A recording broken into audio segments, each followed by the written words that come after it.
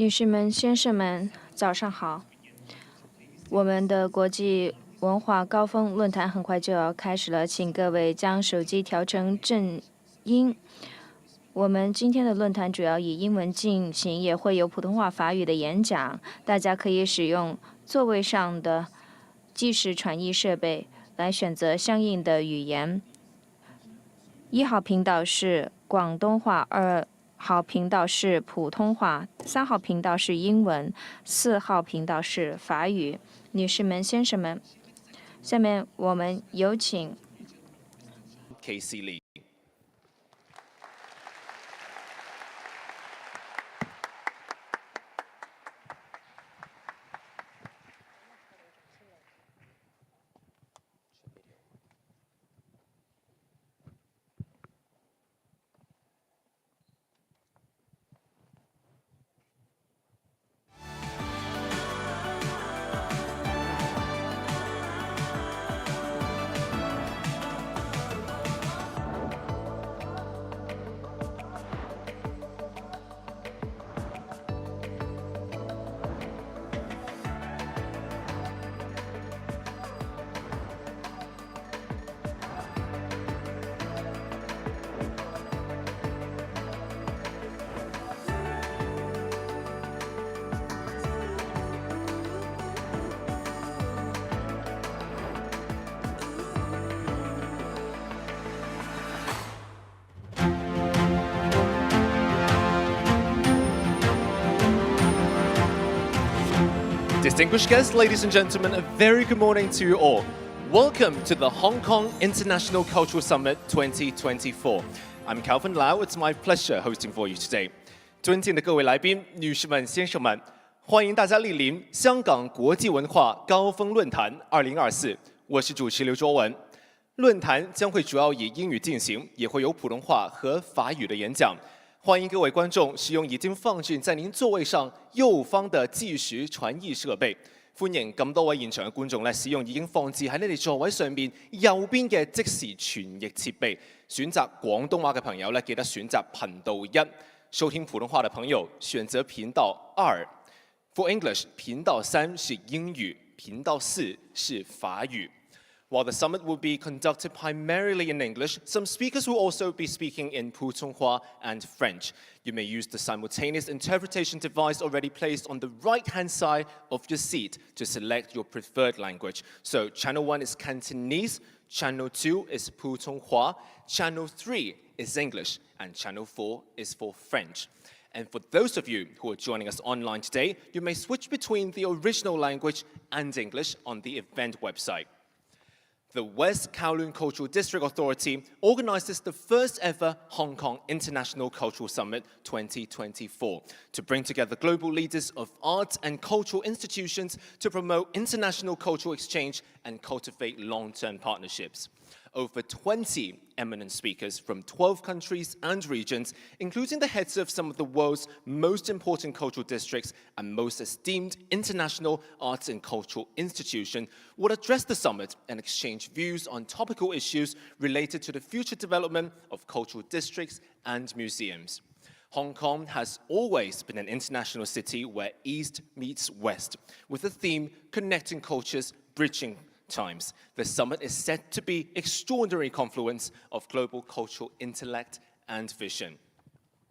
Now, it is with great honor that I introduce and invite the following guest of honor to come on stage for a group photo to commemorate the opening of the Hong Kong International Cultural Summit 2024. First up, may we invite the Honorable John Casey Lee, Chief Executive of the Hong Kong Special Administrative Region.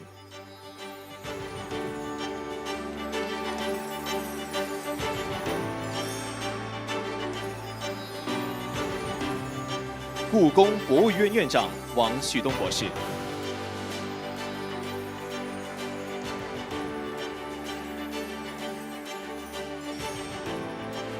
Mr. Henry Tang, Chairman of the Board of the West Kowloon Cultural District Authority.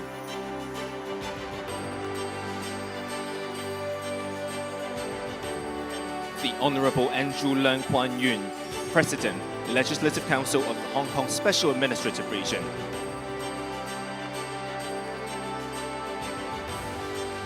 中央人民政府驻香港特别行政区联络办公室副主任卢新明女士。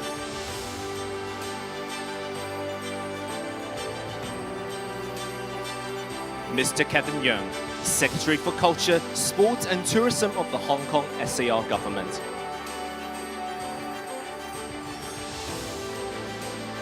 "另外，掌声有请外交部驻香港特别行政区特派员公署副特派员潘云东先生。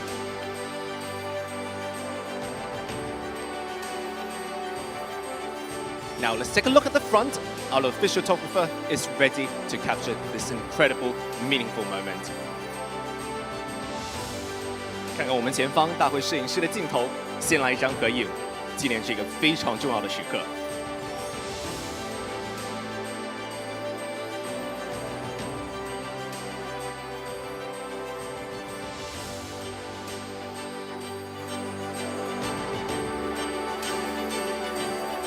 All right, some more photos to go. Bear with us.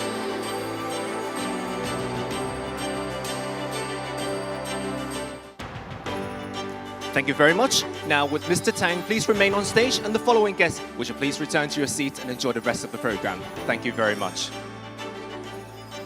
Before we move on to the next session, we will be taking a brief moment to adjust the stage for our upcoming speakers. We appreciate your patience. Ladies and gentlemen, to kickstart the summit today, may I now invite our host, Mr. Henry Tang, Chairman of the Board of the West Kowloon Cultural District Authority, to give his welcoming remarks. Mr. Tang, please.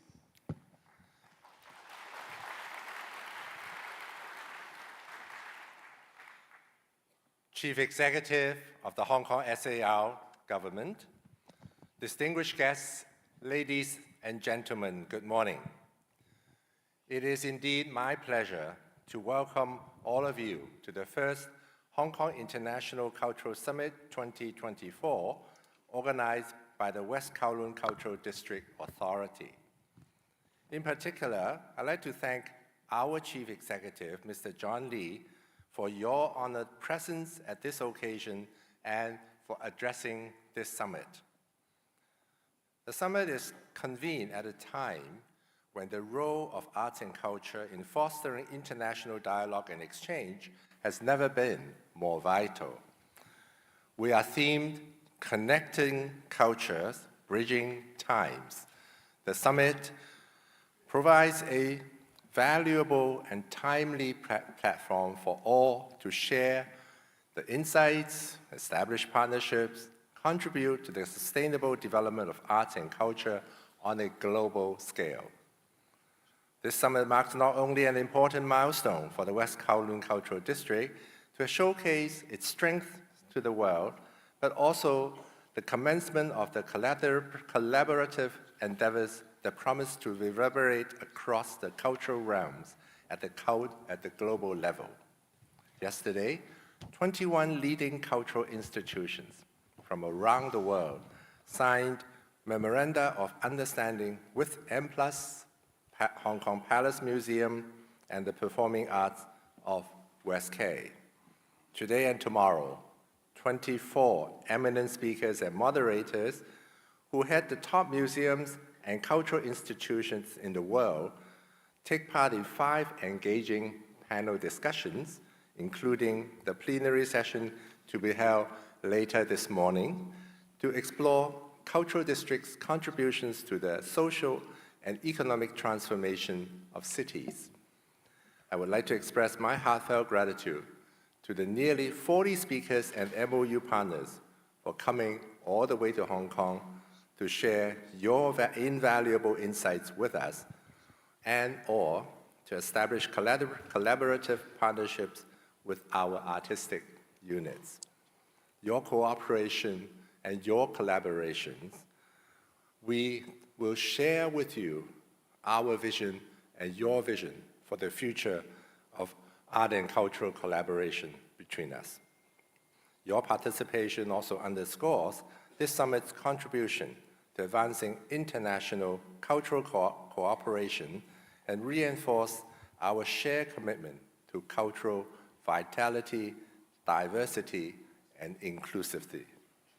The fact that so many august cultural institutions signed MOU with us is a solid vote of confidence in the quality of our work and the professionalism of our team. With its unique cultural and historical background that embraces both Eastern and Western cultures, Hong Kong will continue to expand our international networks under the one country, two system concept and establish ourselves as the East meets West Center for International Cultural Exchange. Indeed, we have grounds to claim that because we have the very strong support of the Central People's Government under the National 14th Five-Year Plan. As the cultural hub of Hong Kong, West K plays a pivotal role in achieving this mission together with the Hong Kong government, in which case we are part of you and you are part of us, which in turn will define our city's artistic journey and leave an indelible mark on the world's cultural map. Since the reopening of Hong Kong after the pandemic in early 2023, West K has provided a brilliant showcase of Hong Kong's soft power to the world, impressing many with our world-class cultural infrastructure, highly acclaimed programs, and not to mention our art park and very diverse recreational grounds.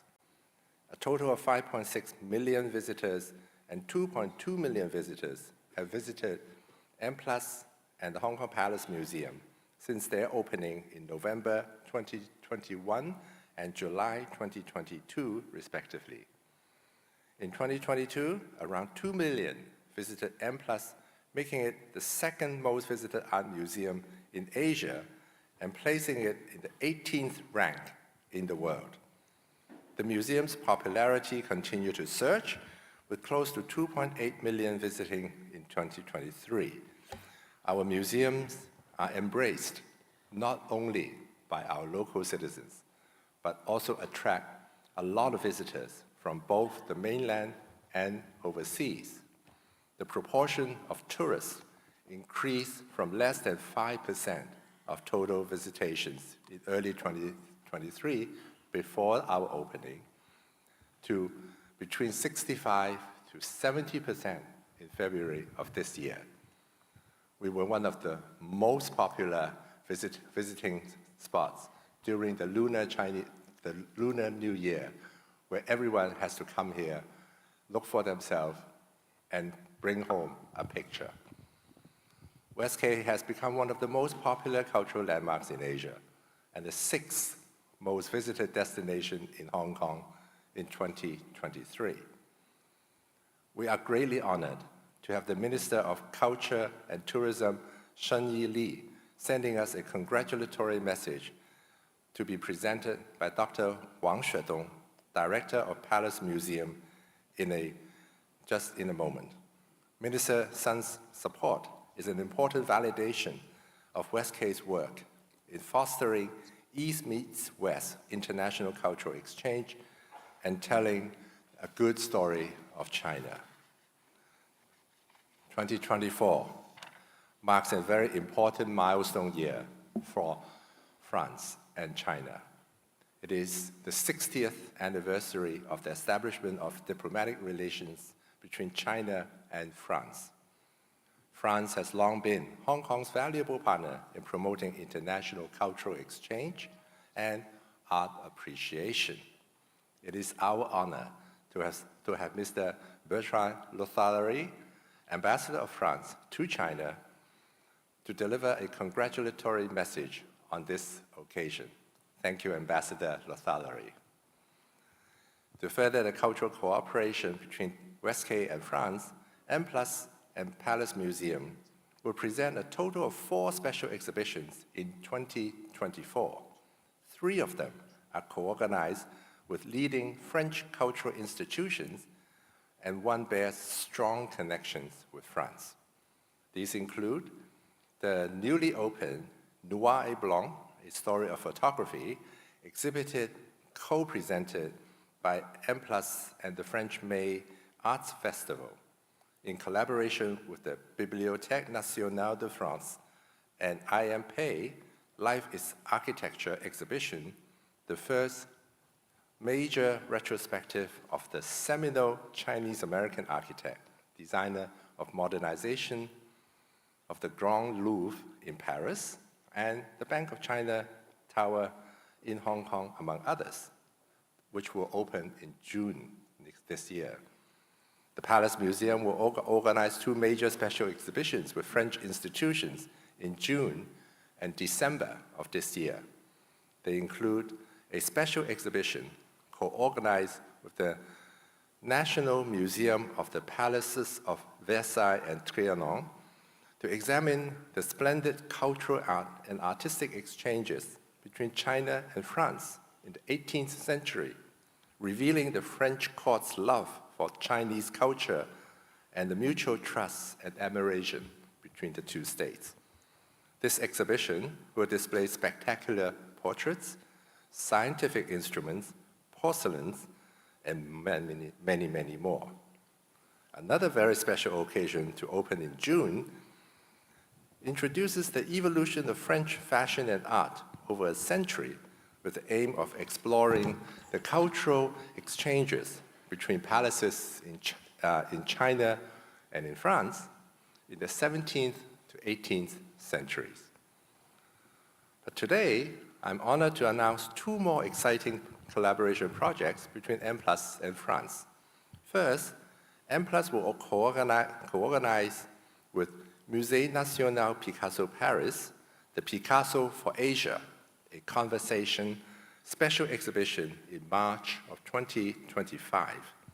This is the first ever exhibition co-organized and co-curated by Musée National Picasso Paris and the Museum in Asia. And we are thrilled that M+ is that museum. It has been 12 years since the last time Musée National Picasso Paris presented an exhibition in Hong Kong. And Picasso is a very well-known French artist, and I'm sure we will all be asking when can we start to buy tickets. Another exciting announcement is the donation of more than 220 independent prints and over 2 dozens of books, illustrated books and folios of Chinese French master Zhao Wuqi to M+, presented by Zhao's wife, Madame Françoise Marquette Zhao. This important donation sets to enrich our existing collection of Zhao's work, making M+ the museum outside of France that has the most comprehensive catalog of prints and illustrated books by this master. We are immensely grateful to Madame Zhao for your generous donation and to Mr. Dominique de Villepin, former Prime Minister of France, for facilitating the gift to M+. So thank you, Madame Zhao, and thank you, Dominique.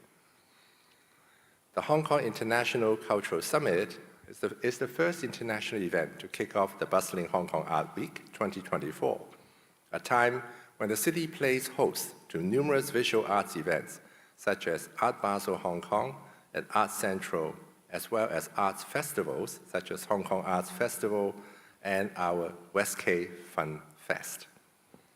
We will not be able to organize such large-scale cultural summits without the staunch support of our partners and supporting organizations. In this regard, I would like to express our heartfelt thanks to the Cultural, Sports and Tourism Bureau of the Hong Kong SAR government, the summit's major sponsor, Cathay, WKCDA's travel partner, the Peninsula Hong Kong, the summit's Hong Kong partner, hotel partner, and HKT, the summit's technology partner. Their generous support is instrumental to bringing the summit to fruition. Last but definitely not least, I'd like to thank all our guests and participants, not only for those attending in person, but also for those who are watching these proceedings online. I'd like to thank you for your interest in this summit. And I hope you will gain lots of insight from our distinguished guest speakers sharing their insights.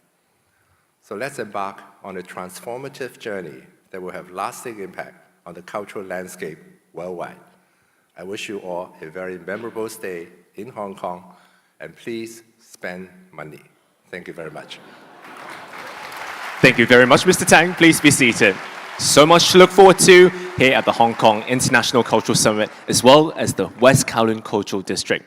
Now, it is my great pleasure to introduce Chief Executive of the Hong Kong Special Administrative Region, the Honourable John Casey Lee, who has the vision and aspiration to develop Hong Kong as the East meets West Centre for international cultural exchange. Please join me in a warm round of applause as we invite Mr. Lee on stage for his opening remarks.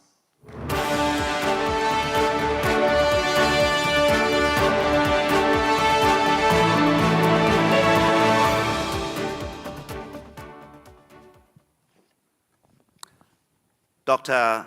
Wang Xudong, Director of Palace Museum, Your Excellency Ambassador Bertrand Lothory, Deputy Director Lu Xingning, Deputy Commissioner Pang Yundong, Mr. Henry Tang, distinguished guests, ladies and gentlemen, good morning.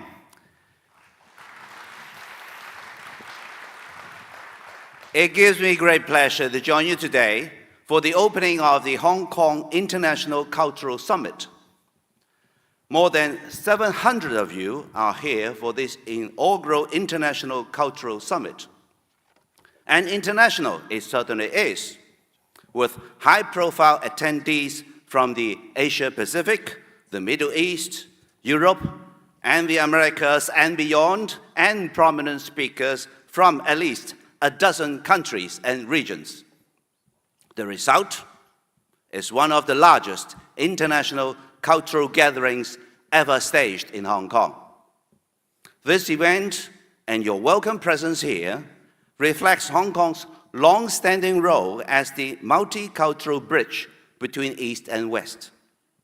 That reality is rooted in our Chinese culture, in concert with our open, inclusive, and international community and economy. All that is premised under the auspices of the unique one country, two systems principle. Hong Kong is the only city in the world that enjoys both the China advantage and the global advantage. That is why we are committed to capitalize on our unparalleled advantages and develop Hong Kong into an East meets West Center for international cultural exchange, a commitment that enjoys the full support of our country under the National 14th Five-Year Plan. The Hong Kong SAR government attaches great importance to propel Hong Kong's rise as a cultural hub, and we are serious about this. This financial year, we will inject $180 million into our Film Development Fund and $370 million into our Create Smart initiative, supporting projects in film, arts, design, and other cultural initiatives.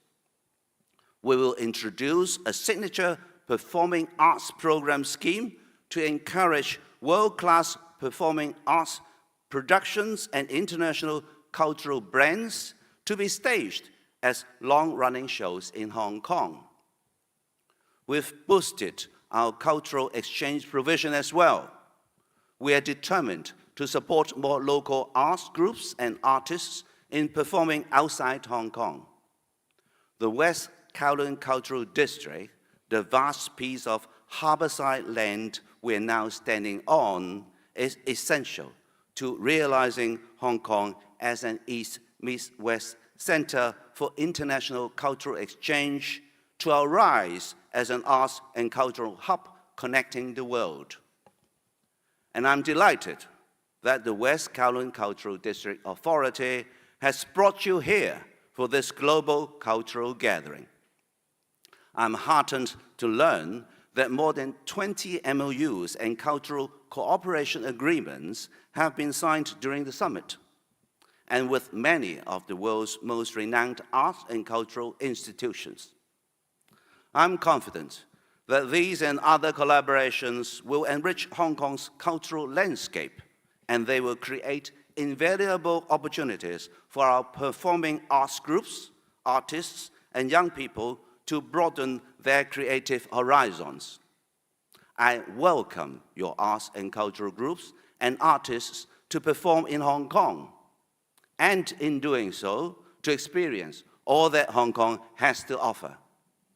In the meantime, I know you will enjoy every moment of your stay here.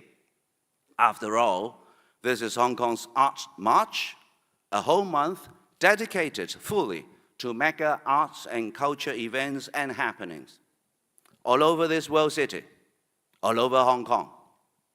Art Harbour has just opened, put together by the government in collaboration with Team Lab and other partners. This innovative fusing of art, science, and technology will light up both sides of our storied Victoria Harbour, day and night. Art Basel Hong Kong and Art Central open this Thursday. This year's Art Basel, with its East meets West convergence, counts more than 240 art galleries from all over the world. That's up 37% over last year, almost 40%. It speaks resoundingly of Hong Kong's return to business and the brilliant business of art. For the film lovers among you, the 48th Hong Kong International Film Festival starts screening this Thursday as well. The second edition of our Pop Culture Festival returns next month. And in June, the inaugural Chinese Culture Festival debuts. The Hong Kong Performing Arts Expo is another first. It takes place here in October, as does the fourth edition of the Guangdong Hong Kong Macau Greater Bay Area Culture and Arts Festival. The Greater Bay Area is a cluster city development that brings together Hong Kong, Macau, and 9 cities in southern China. Collectively, the area boasts a population of 86 million and is an economic powerhouse equivalent to the world's 10th largest economy. More importantly, we share similar heritage roots, but also celebrate widely diverse lifestyles and customs. It is certainly a cultural extravaganza worth looking forward to. This year, too, we will launch the first Hong Kong Fashion Design Week.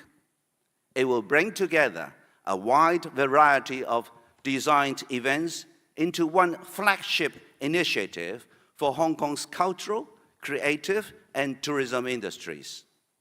And we are just getting going. Ladies and gentlemen, Hong Kong is on its way to becoming the arts, culture, and events capital of Asia. We are already among the largest art trading centers in the world.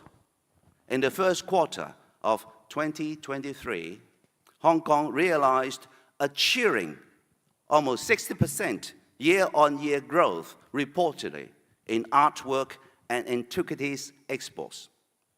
That's thanks in part to Hong Kong's unique advantage as a free economy with a low and simple tax regime and a seamless logistics network. Speaking of seamless logistics and a great deal more, my thanks to the West Kowloon Cultural District Authority for organizing this remarkable international gathering. Ladies and gentlemen, I know you will enjoy your stay with us in Hong Kong. And I look forward to continuing the goodwill and the creative collaborations this summit has set in motion. I wish you all the best of art, culture, and business in the year to come. And as Henry said, spend more in Hong Kong. Thank you. Thank you very much, Mr. Lee, for marking this special occasion with us. Now, let's give another round of applause for our Chief Executive as he needs to depart from the summit for other official duties. We're immensely grateful for your time he has taken from his busy schedule to join us today. Next up, we're delighted to have Dr. Wang Xudong, Director of the Palace Museum, to deliver a congratulatory message on behalf of the Minister of Culture and Tourism of the People's Republic of China. 接下来，掌声有请故宫博物院院长王旭东博士来到台上，代表国家文化和旅游部部长致贺词。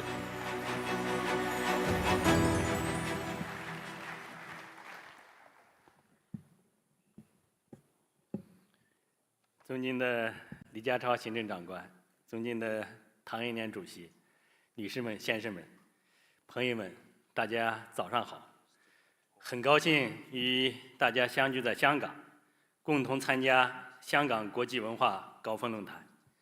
首先，请容许我代表文化和旅游部孙月礼部长，代表文化和旅游部对本次论坛的开幕表示热烈祝贺。向参会的中外嘉宾致以诚挚的问候。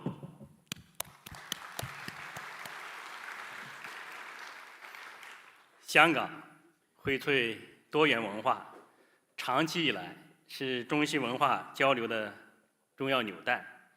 近年来，特区政府大力推动文化设施的建设，着力把握香港中外文化荟萃的独特的创意氛围，完善文化产业生态圈建设。西九文化区已成为香港文化特色的写照。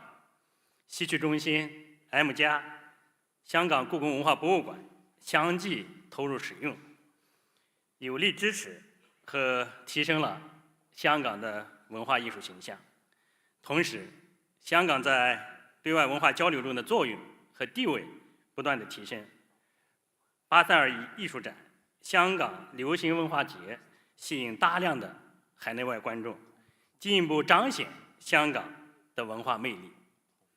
此次由西九文化区管理局举办的香港国际文化高峰论坛，汇聚来自世界各地的文化精英和专家学者，共同探讨文化发展的前沿趋势和实践经验，搭建起一个促进中外文化交流与理解的重要平台。以文塑旅，以律章文。相信本次论坛的举办，不仅为香港文化产业的发展注入新的活力，也将推动香港文化和旅游在更广的范围、更深层次、更高水平上融合发展。支持香港中外文化交流、文化艺术交流中心是国家“十四五”规划纲要提出的明确要求。近年来，文化和旅游部积极落实中央的惠港政策，全力支持香港融入国家发展大局，加强中大文化旅游活动的合作，携手推动中华优秀传统文化走向世界。内地与香港文化交流已呈现全方位、宽领域、多渠道的格局。2017年6月，国家主席习近平在香港见证西九文化区管理局和故宫博物院签署新建香港故宫文化博物馆合作协议。他深情的期许，希望香港弘扬中华优秀传统文化，发挥中西文化交流平台的作用，推动同内地的文化交流合作。如今，蓝图已经变成美好现实。未来，文化和旅游部将一如既往，深度参与世界文明交流互鉴，期待香港把握国家发展机遇，凝聚团结奋斗的强大合力，积极参与国际交流与合作，扩大中华文化的国际影响力，推动中华文明不断焕发新的生命力。预祝此次香港国际文化高峰论坛取得圆满成功。谢谢大家。谢谢王博士，请落座。Thank you very much, Dr. Wang. This year, 2024, marks the 60th anniversary of diplomatic relations between China and France. Hong Kong, being a global hub for arts and culture, plays a key role in fostering people-to-people connectivity. This explains exactly why we have the honor to have Mr. Bertrand Lotulali, Ambassador of France to China, to deliver a speech at today's summit in Hong Kong. Please join me in welcoming him on stage.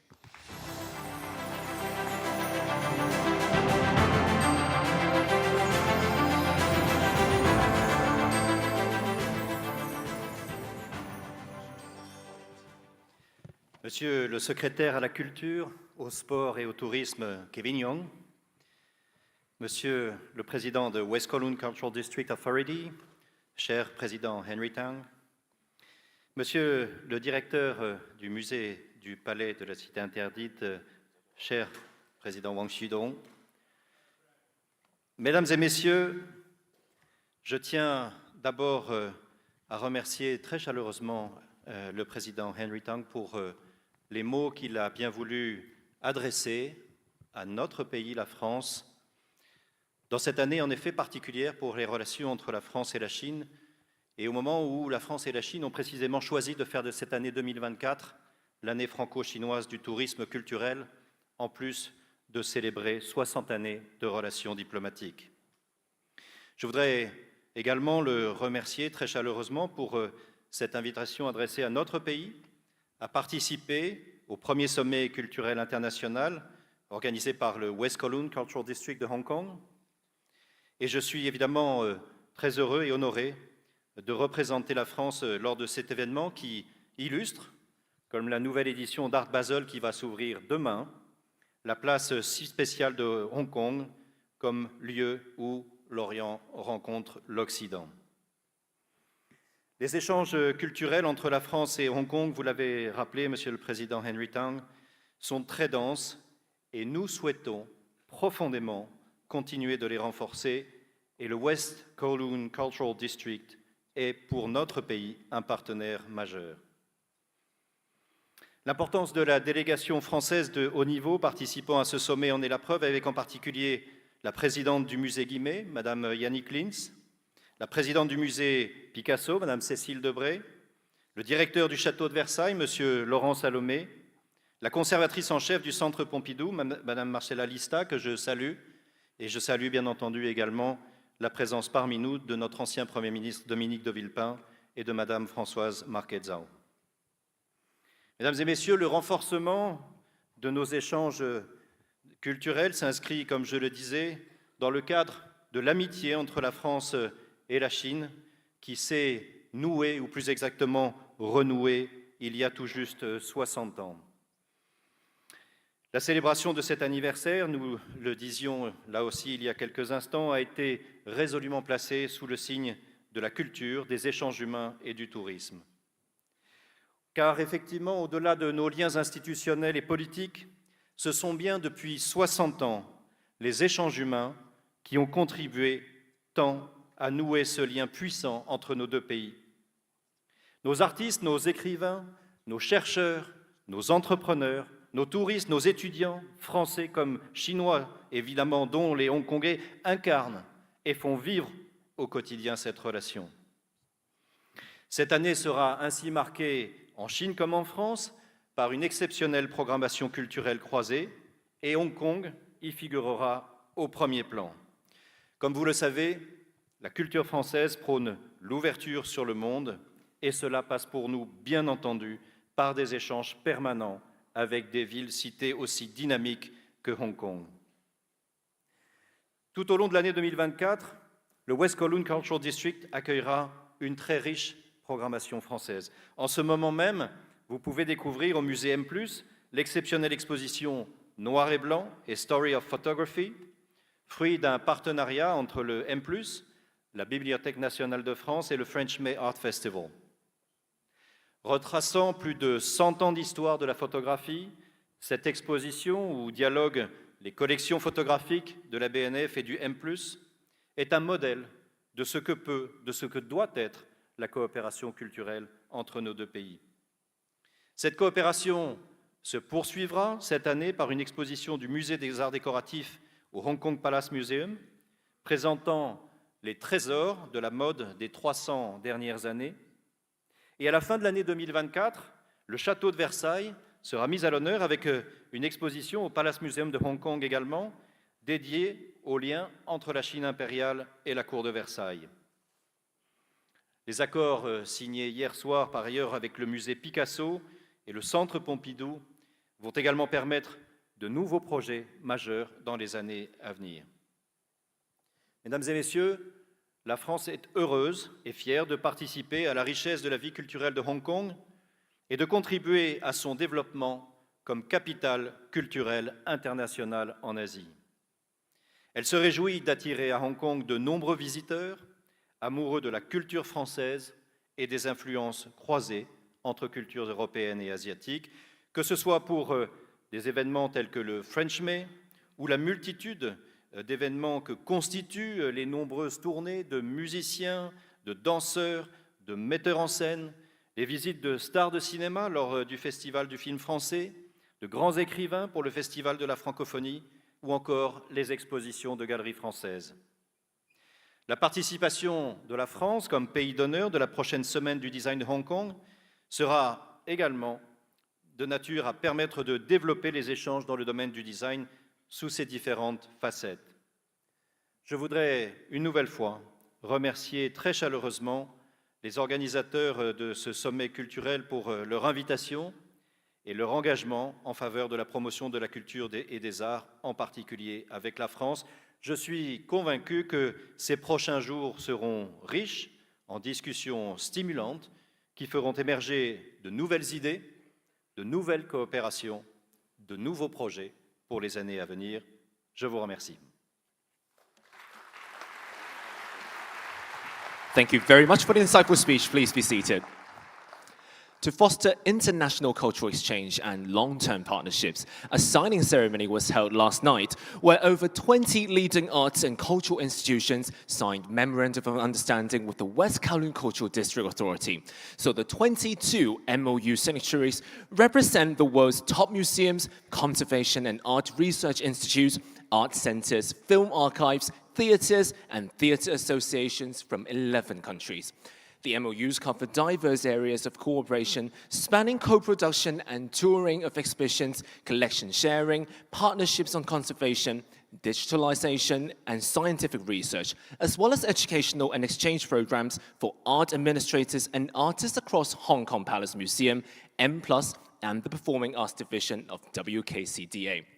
We've actually prepared a short video to share with you the memorable moments of the MOU signing ceremony.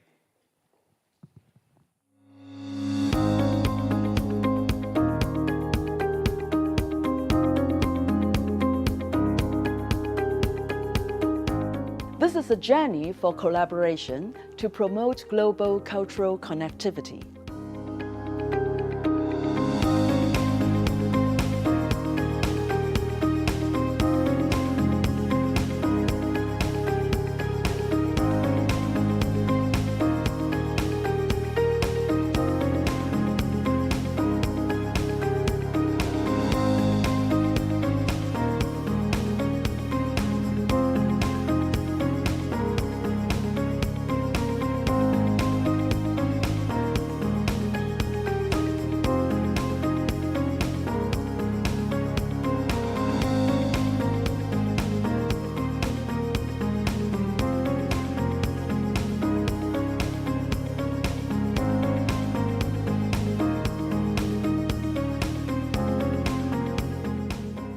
From partnerships on exhibition planning and curation, to conservation, scientific research, and educational projects. Staging amazing exhibitions curated by M+ Abroad and bringing some of the best artistic practices to Hong Kong through international partnerships.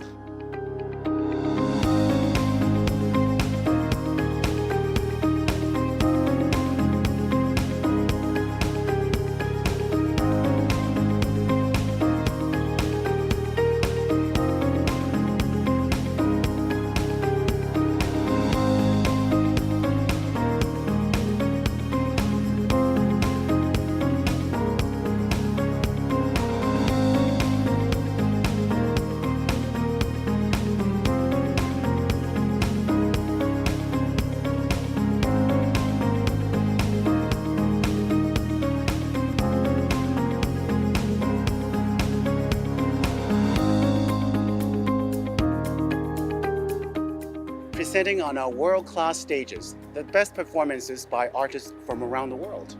And through our cultural exchange strategy, letting West K homegrown productions shine in a global arena.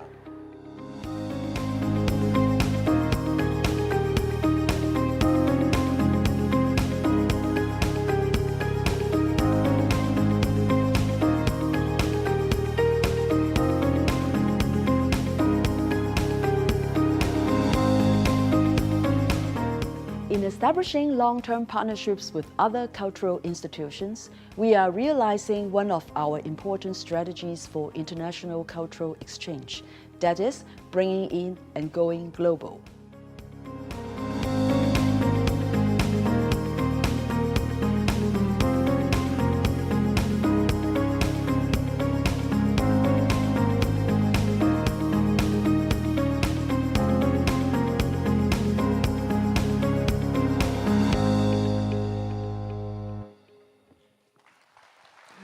Preceded by the MOU signing ceremony and the welcome dinner yesterday, the summit is now featuring the opening complenary session at the Situ Center right here. It will then be followed by 4 theme panels to be held at M+ this afternoon and at the Hong Kong Palace Museum tomorrow morning. A total of 20 eminent speakers from 12 countries and regions will address the summit and exchange views on topical issues related to the future development of cultural districts and museums. It is our great pleasure to have the honor of the presence of all these distinguished guests and MOU signatories here today. Now, I'd like to invite all of you to come on stage for group photo. First up, may we invite Karen Chan, Executive Director, Asian Film Archive, Singapore.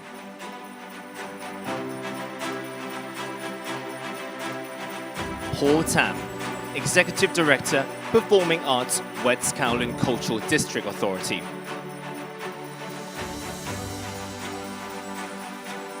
Chalita Umbalangji, Director, Film Archive, Public Organization, Thailand.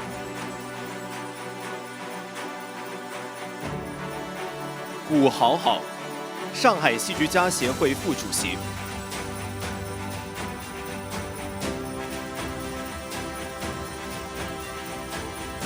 Dr. Maria Mok, Museum Director, Hong Kong Museum of Art, Hong Kong SAR.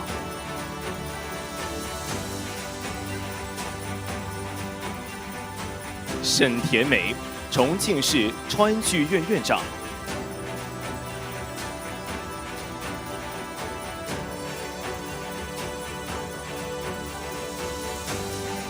Ma Yan-song, architect, founder of Mad Architects China.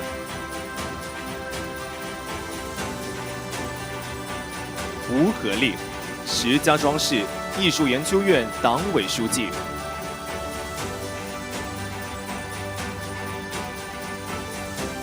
Moon Hoon Liu, Executive Vice President and CEO, Liam Museum of Art, Samsung Foundation of Culture, Korea.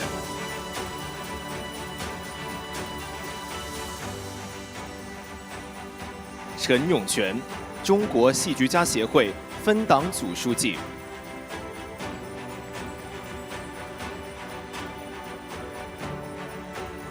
Malia Willis-Londonio, Independent Curator and former Director, Banco de la Lepoliga Museums, Bogota, Cambodia.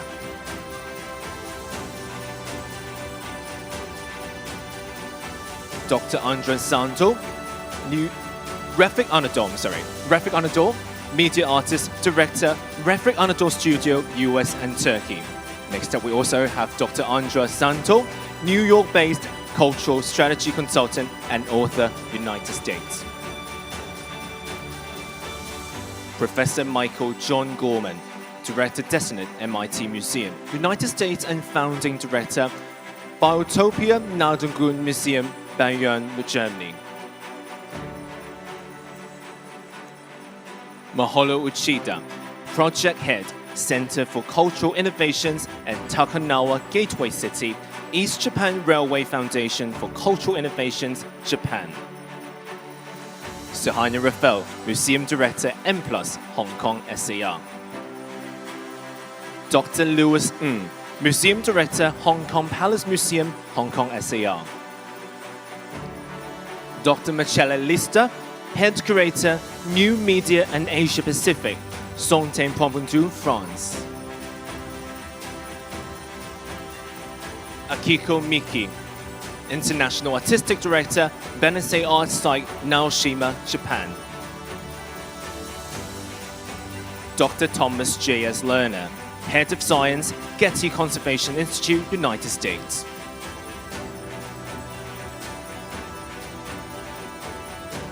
Katrina Sedgwick, Director and CEO, Melbourne Arts Precinct Corporation, Australia.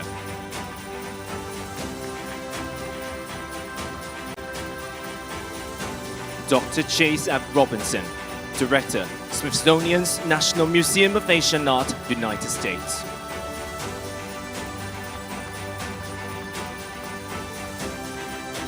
Tim Reeve, Chair of East Mank Board, Deputy Director and Chief Operation Officer of Victoria and Albert Museum, London, United Kingdom.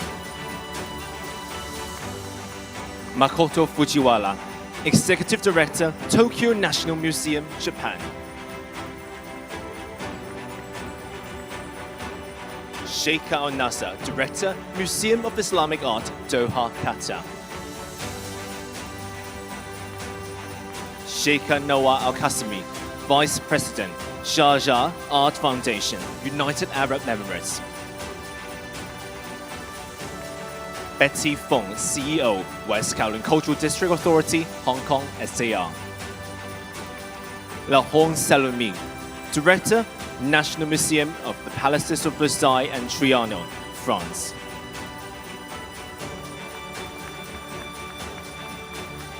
Dr. Miguel Falomil, Director, Museo Nacional de Palau, Spain. Maria Balshaw, Director, Tate, United Kingdom. Dr. Thomas P. Campbell, Director and CEO, Fine Arts Museums of San Francisco, United States.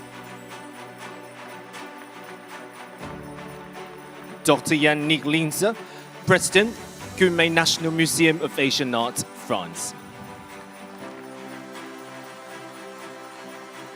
Cécile Debré, President, Musée National Picasso, Paris, France.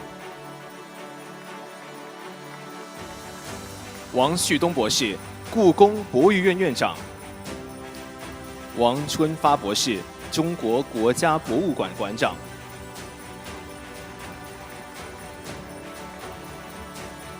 Bertrand Lotoulet, Ambassador of France to China. And Henry Tang, last but not least, Chairman, West Kowloon Cultural District Authority Board, HKSAR. Unfortunately, one of the MOU signatories, Mr. Chu Xiaobo, Director of the Shanghai Museum, and the other speaker, Mr. Yatsu, cannot be here with us today. All right, ladies and gentlemen, would you please stand a little bit closer to the center of the stage and look towards the front. Our photographers are ready to capture this incredible moment. Once again, thank you very much for joining us today on this meaningful occasion.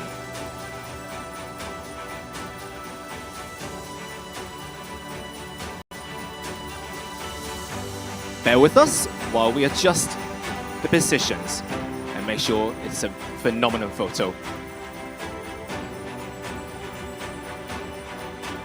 All right, looking good. Eyes to the front, cameras are ready.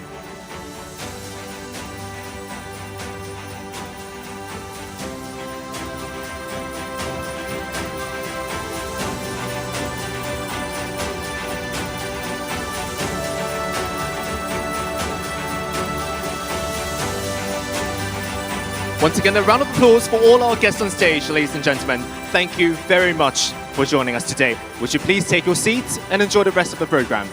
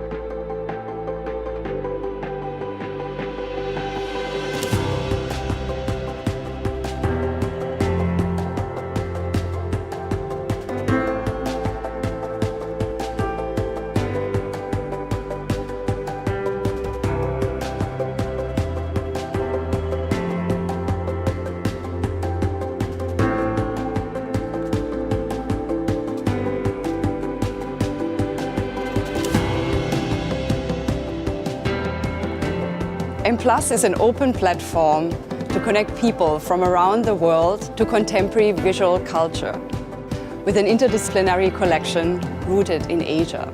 With our exhibitions and programs, we promote community well-being. That's what we bring, Museum Plus.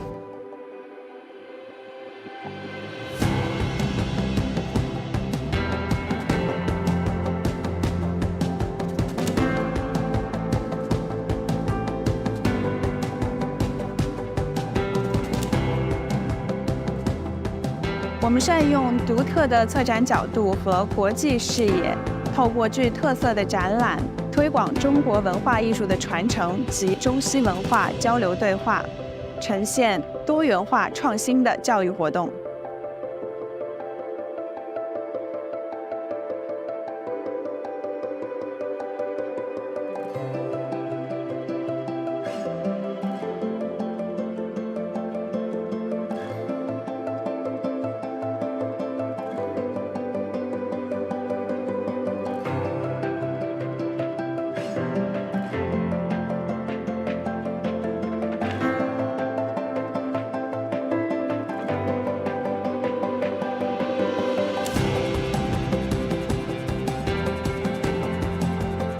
好開心有呢個機會參與建立呢個西九舞台，可以同香港同埋世界各地嘅表演者、觀眾分享我哋嘅 passion、理念同創作，感受香港中西文化薈萃嘅魅力。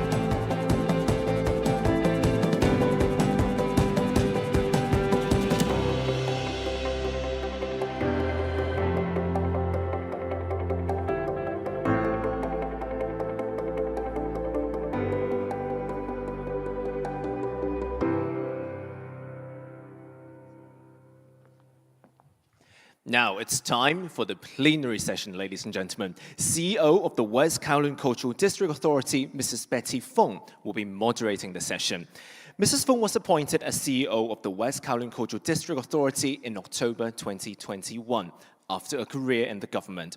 So before joining the authority, she had played a pivotal role for about 10 years as the Director of Leisure and Cultural Services and later the Permanent Secretary for Home Affairs in formulating policies and overseeing projects to promote the development of Hong Kong's art and culture. Now, please join me in welcoming Mrs. Betty Fong on stage.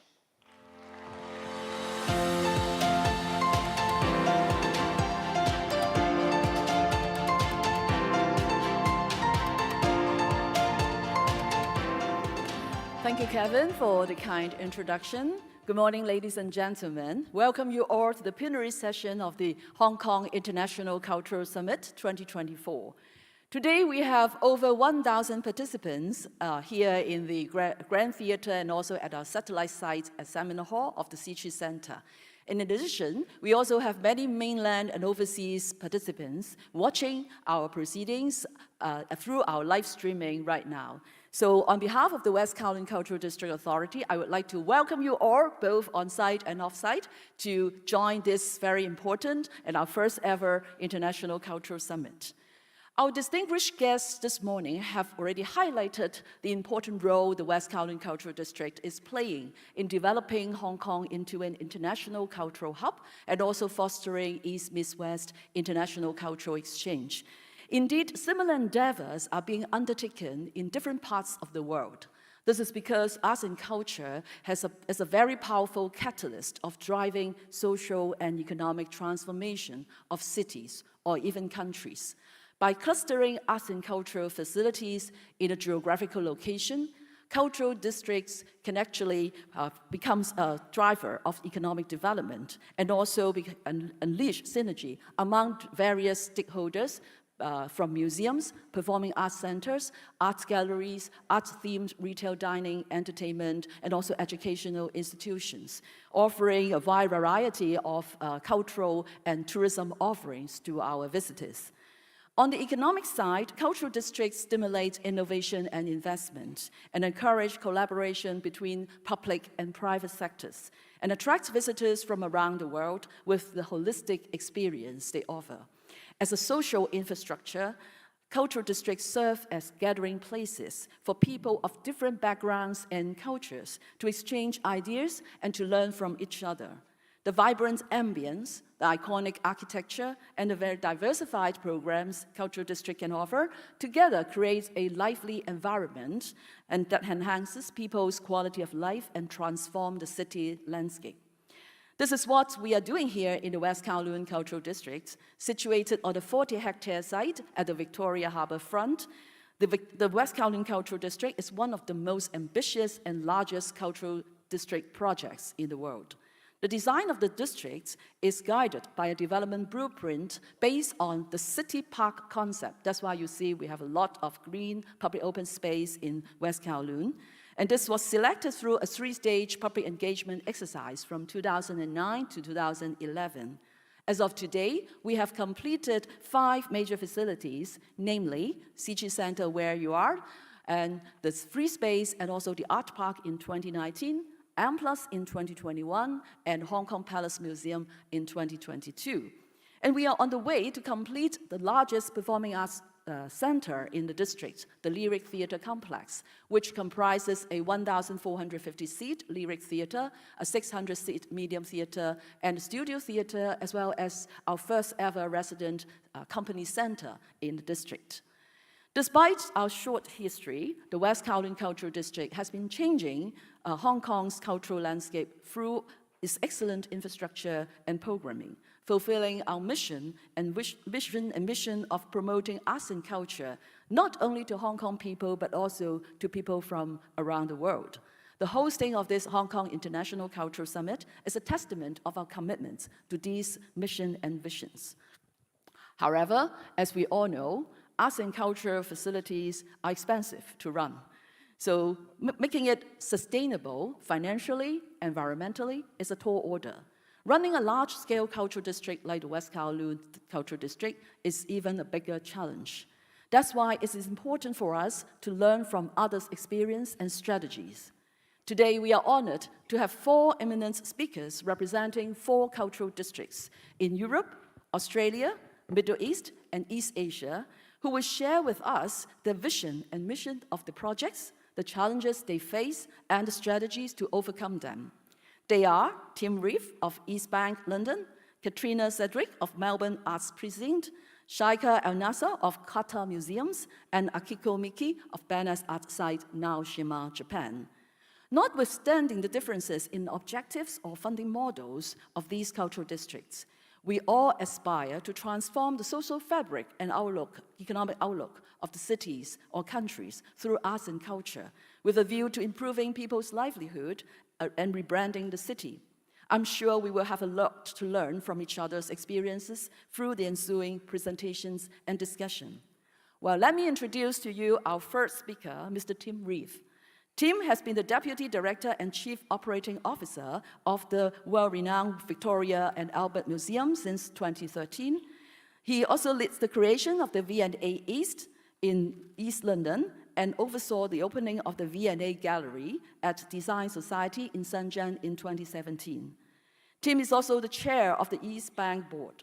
East Bank is a unique cultural destination in Stratford, comprising cultural institutions including V&A East, BBC Music Studios, Sadlerswell East, as well as the new campuses of the University College London and University of Arts London.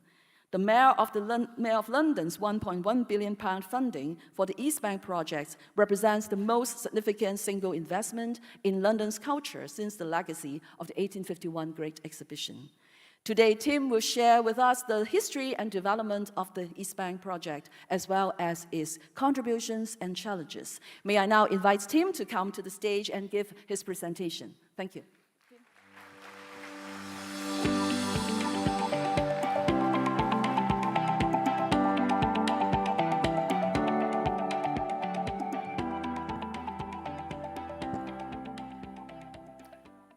Morning, everybody. Firstly, thank you so much to the West Kowloon Cultural District Authority, Betty Fung, Henry Tang for inviting me to the Hong Kong International Cultural Summit and to take part in such an interesting and important panel this morning with such illustrious and inspiring colleagues from around the world. Thank you also for such wonderful hospitality for the MOU signing ceremony and dinner at the Palace Museum last night, and especially the sunset and an incredibly memorable fireside chat with Uli Sig.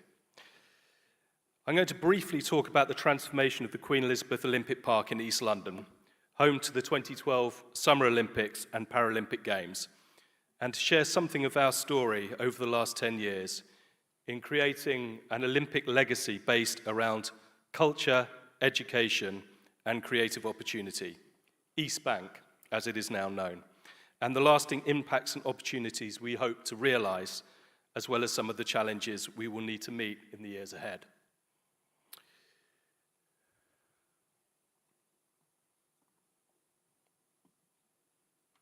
Slight technical hitch.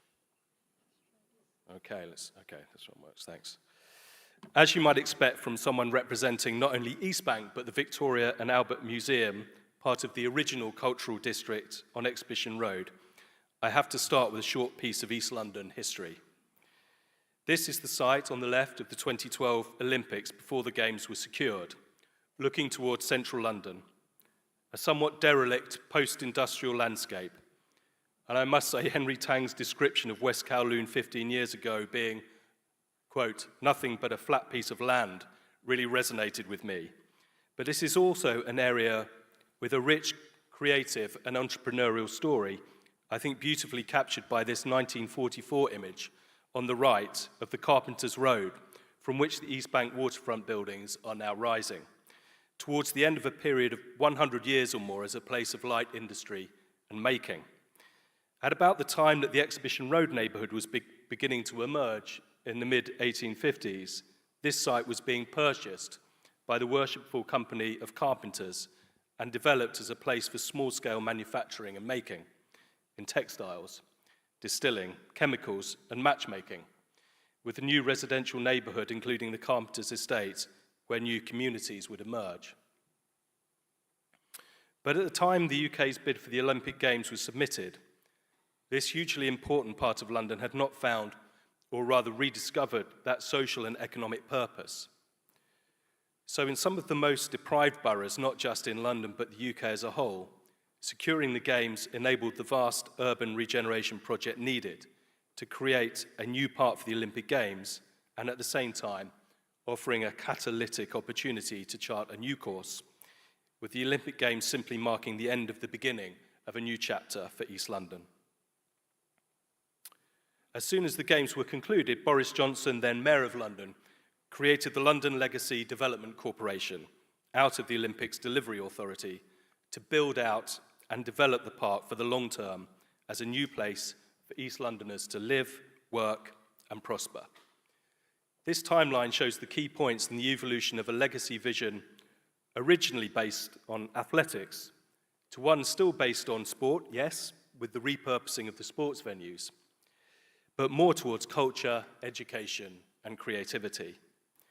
By 2014, the broadcast and press centres for the Olympics had already been converted into a new tech and innovation campus called Here East, and University College London and the V&A had been confirmed as the founding partners for a new culture and education district, what Boris Johnson named Olympicopolis, a new Albertopolis for the digital age. Every major urban regeneration project has its moments of existential crisis or re-evaluation, and for East Bank, that moment came after the initial designs for the London College of Fashion, the V&A, and Sadler's Wells had been released, and when a new mayor, Sadiq Khan, asked for the master plan to be redrawn more in line with the available funding. As so often with a fast-paced creative process, the real innovation and radical ideas emerge from moments of crisis. And this pause allowed us at the V&A to create a new concept, V&A East Museum and Storehouse, two interconnected new sites on each side of the park, a new type of museum experience, bringing to life the full magic of 21st century museological practice. And here we are now in 2024, with London College of Fashion and UCL open, and with the V&A and Sadler's Wells openings fast approaching. So here is the final lineup of East Bank partners, with the BBC Symphony Orchestra and BBC Singers joining the V&A, the University of the Arts, London College of Fashion, consolidated from 5 sites into 1, UCL East's new campus focused on ecology, robotics, urbanism, culture, disability, heritage and making, and Sadler's Wells' new performance venue, choreography studios and hip-hop academy. And this short film will frame that partnership more clearly than I can with words.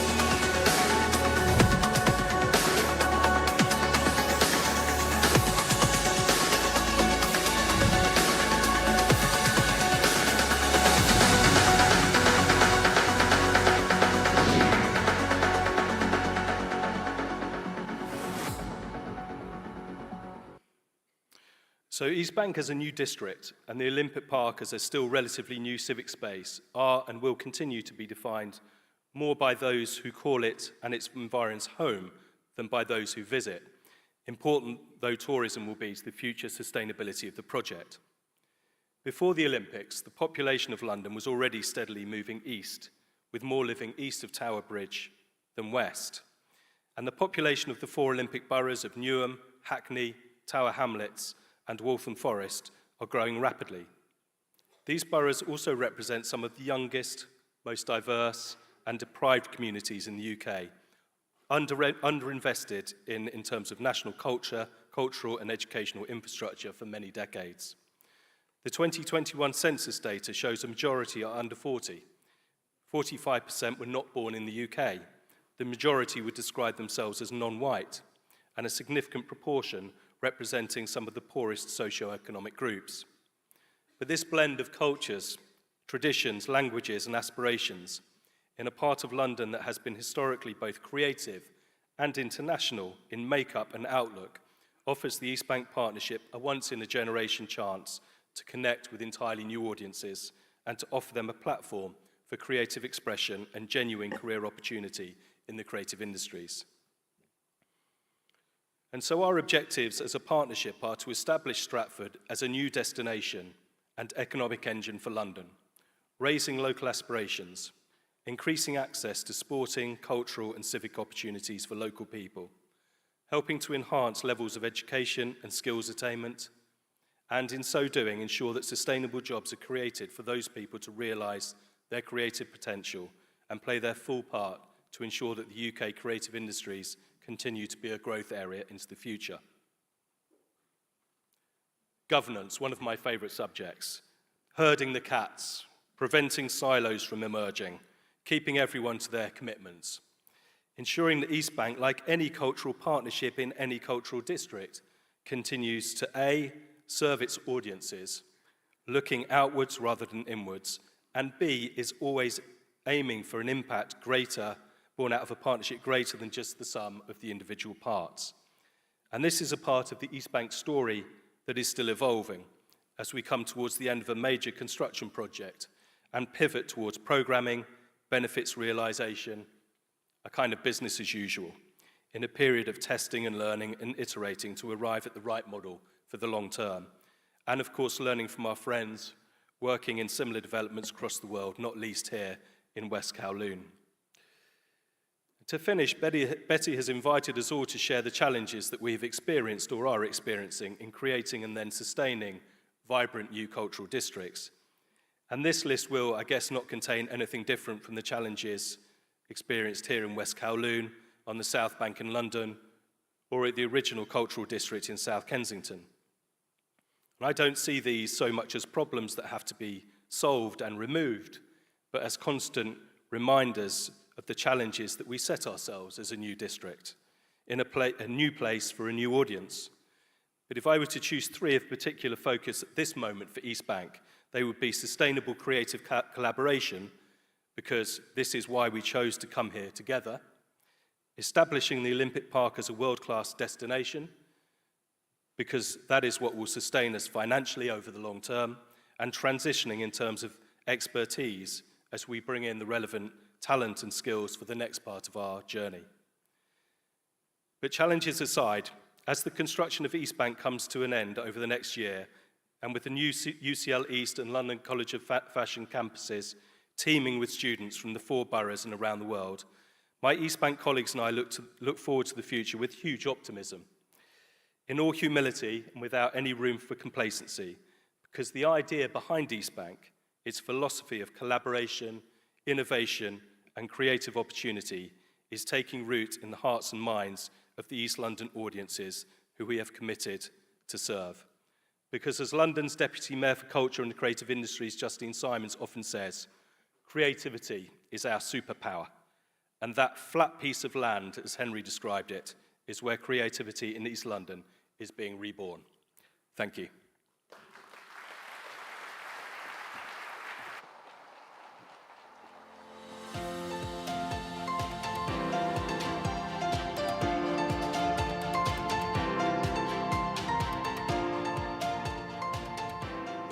Thank you, Tim, for a very interesting introduction of the project. We'll come back to ask you questions later on. So now we are moving from Europe to the Asia-Pacific region.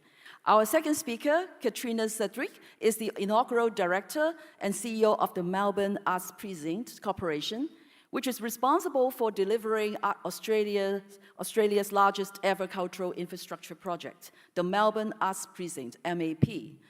Prior to heading MAP Katrina was director and CEO of the National Museum of Screen Culture, ACMI, Heads of Arts for ABC TV, and founding director and CEO of the Adelaide Film Festival.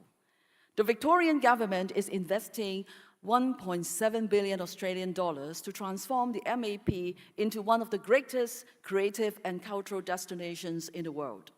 The MAP project comprises the Fox NGV Contemporary, upgrading of the Heritage Theatres of Arts Centre Melbourne, and an 18,000 square metre urban garden. Katrina will share with us the evolution and transformation of the MAP and the revitalization of the Federation Square.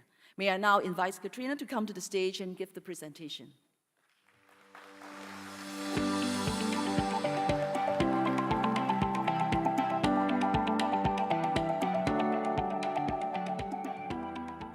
Thank you very much, Betty, and I'm absolutely delighted to be here, and I just want to echo Tim's thanks. I'm absolutely honoured to be invited to this inaugural summit, and huge thanks to the West Kowloon Cultural Precinct. So, Melbourne, in the state of Victoria, in southeastern Australia, is the nation's fastest growing capital city. It's known as the cultural capital already. It's a place that revels in art and design, in music and literature. It's no accident that Melbourne is home to the most visited gallery and museum and library in the nation. And culture is a key driver to its growing visitor economy. In fact, just recently, research by Visit Victoria identified arts, culture and events as absolutely one of the key visitor propositions for Melbourne. We've got a rich ecology of artists and companies across our art forms, a vibrant year-round festival and events calendar, and a series of visionary creative industry policies which have supported the government's strategic investment in built cultural infrastructure for many, many years. What we now call the Arts Precinct sits on either side of the banks of the Birrarung, which is the Yarra River, which is on the traditional lands of the Wurundjeri Woiwurrung people of the East Kulin Nation. In Australia, we acknowledge this ownership as we build on this land and respect and illuminate their heritage, past, present and future, with traditional custodians and with all First Nations people in Australia who've continuously practiced their culture in our nation for over 60,000 years. The Melbourne Arts Precinct corridor has one of the highest concentrations of arts, cultural and creative organisations in the world, spanning learning, making, researching, collecting and preserving, and hosting around 3,000 performances, events and exhibitions each year. It's grown organically over the past 70 years, but it's been driven by 3 visionary Victorian government interventions. Firstly, by acquiring a parcel of land. We're all about parcels of land in precincts. Acquiring a key parcel of land in the 1950s to the south of the river to build the National Gallery of Victoria and Arts Centre Melbourne. And then 50 years later, on the opposite side of the river, it commissioned Federation Square.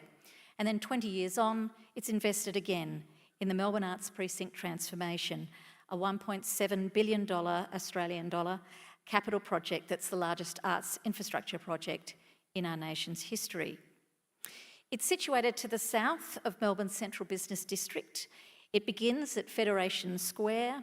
It connects across the river at South Bank, embracing Arts Centre Melbourne, the National Gallery of Victoria, the University of Melbourne's South Bank campus, including the Melbourne Conservatorium of Music and the Victorian College of Arts.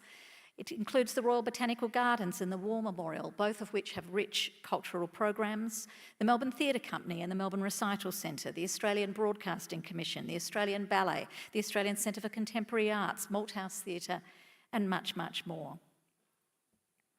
South Bank, where much of this is situated, is also Melbourne's fastest growing suburb, with a young and diverse population that's doubled in the past decade. 2/3 of its residents don't speak English as its first language at home. Nearly half of the South Bank residents walk to work, so it's a perambulatory place where people move between buildings, but it has to be said at street level, it's yet to blossom. There's a lot of tall buildings there and not a huge amount of street activation as yet. The immediate suburb, therefore, is ripe for animation and activation through connection and through cultural exchange, because in any precinct, any cultural precinct, the spaces between the buildings are as important as the buildings themselves. So, the Melbourne Arts Precinct was envisaged in the 1950s and then commissioned in the 1960s. It's one of a generation of cultural precincts that popped up in many post-industrial cities in the mid-20th century following World War II. The South Bank Centre in London is an early example of this. They're often ambitious, brutalist visions of a modern, future-facing city, providing fit-for-purpose venues for the various art forms, music, theatre and visual arts, with capacity to accommodate new modes of practice and presentation and different audience sizes, a kind of one-stop shop for the arts. So in Melbourne, it was architect Roy Grounds who was given this challenge, and his wonderful master plan for the new precinct featured a trio of geometric forms. This master plan was approved in December 1960 and work began immediately on the rectangular National Gallery of Victoria building, which was completed in 1968 and immediately embraced by the people of Melbourne with its Great Hall and magnificent arched water wall entrance, a kind of early interactive installation, so inviting you can go up and touch the water and now so Instagrammable. The building was heritage listed only 14 years later. Then construction began on Arts Centre Melbourne. Its concert hall, round in 1973, circular. It opened in 1982 with an auditorium for 2,000 people. And then the oval-shaped Theatres building opened in 1984 with its iconic spire. And again, these wonderful buildings and their interiors were quickly heritage listed. And they were all, from the outset again, widely used by the people of Victoria and their visitors to our state. If we look at this map here, you can see in the middle on the right-hand side the three original grounds buildings from above that really shows their beautiful geometry. Immediately to the left is what has become the South Bank campus of the University of Melbourne. The Victorian College of Arts moved in there in 1973 in order that their students had close proximity to the National Gallery. And this was the first major move in the development of a more holistic arts precinct ecology, bringing tertiary and then secondary arts education alongside the major cultural institutions, with the Victorian College of the Arts Secondary School opening in 1978, and then the Australian Ballet Centre opening in 1988 with its renowned Australian Ballet School. Then in 1990, the Malthouse Theatre arrived. They cleverly repurposed an old brick brewing building, and then they were joined in 2002 by the Australian Centre for Contemporary Art and Chunky Move Contemporary Dance Company with stunning new studios and galleries.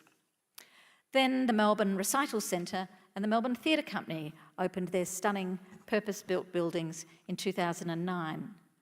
The ABC, our national broadcaster, built their Melbourne headquarters in 2012.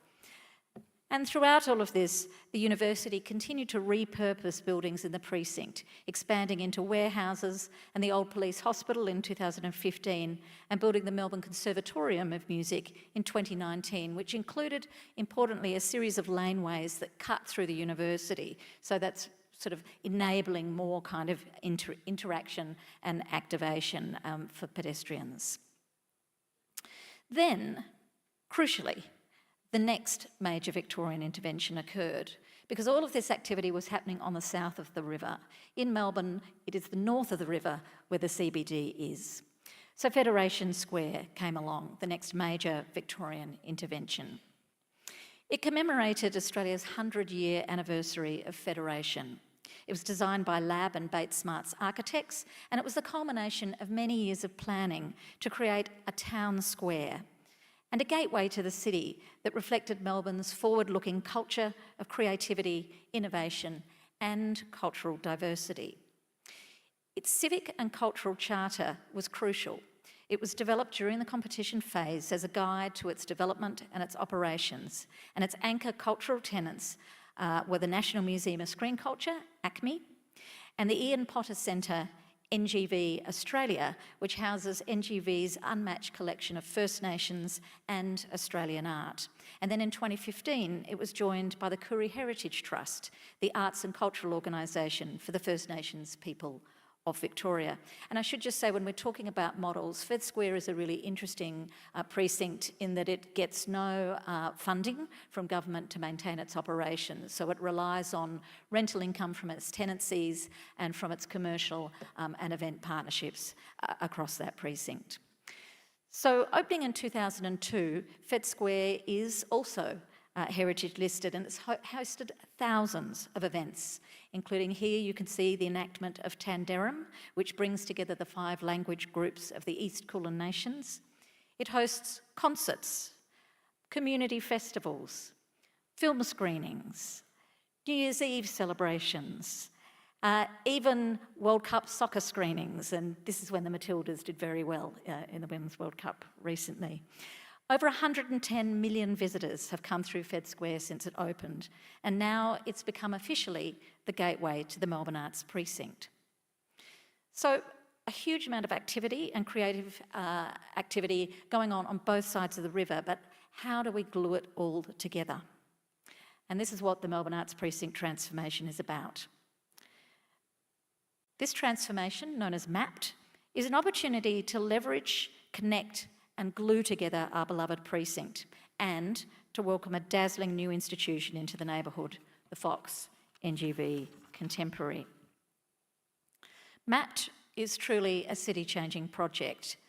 It's a $1.7 billion capital project that had its genesis nearly a decade ago through visions each initially developed by NGV and Arts Centre Melbourne, and then with the government through Creative Victoria, and together they brought these visions together to create a larger whole. And I think that's going to be a theme we're going to be talking about a lot this morning, the sum of the parts. So MAPT is going to encompass 3 major packages with environmental sustainability woven through the project with an aim for zero ethos. For the Arts Centre Melbourne, after nearly 40 years of hard work, this Arts Centre is getting a major renovation. Designed by NH Architects and Snowhetta, it includes critical upgrades to bring this wonderful theatre and building into the 21st century, with a particular focus on the 2,000-seat State Theatre. This venue is Melbourne's purpose-built home for the Australian Ballet and Opera Australia and many other visiting and local companies. And these works will make it more accessible and efficient, upgrading its auditorium, expanding its backstage area and building new restaurants that spill outwards into the public realm. Construction work has already begun and is on track for completion in 2027. The new Fox NGV Contemporary is dedicated to 21st century art and design. The images you see here are from schematic design by the competition winners Angelo Candelapis and Associates. They're now well into detailed design and we're about to go out to tender for the main construction package. The Fox builds on the extraordinary success of NGV over the past decade, now amongst the top 20 most visited art museums in the world. The Fox is going to be a stunning new landmark which celebrates the central role of art and design in contemporary life.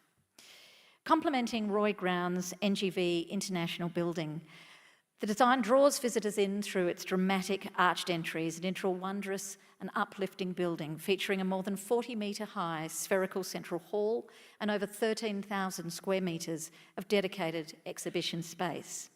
And it has an expansive rooftop terrace and sculpture garden that will give visitors incredible views across the precinct and the city.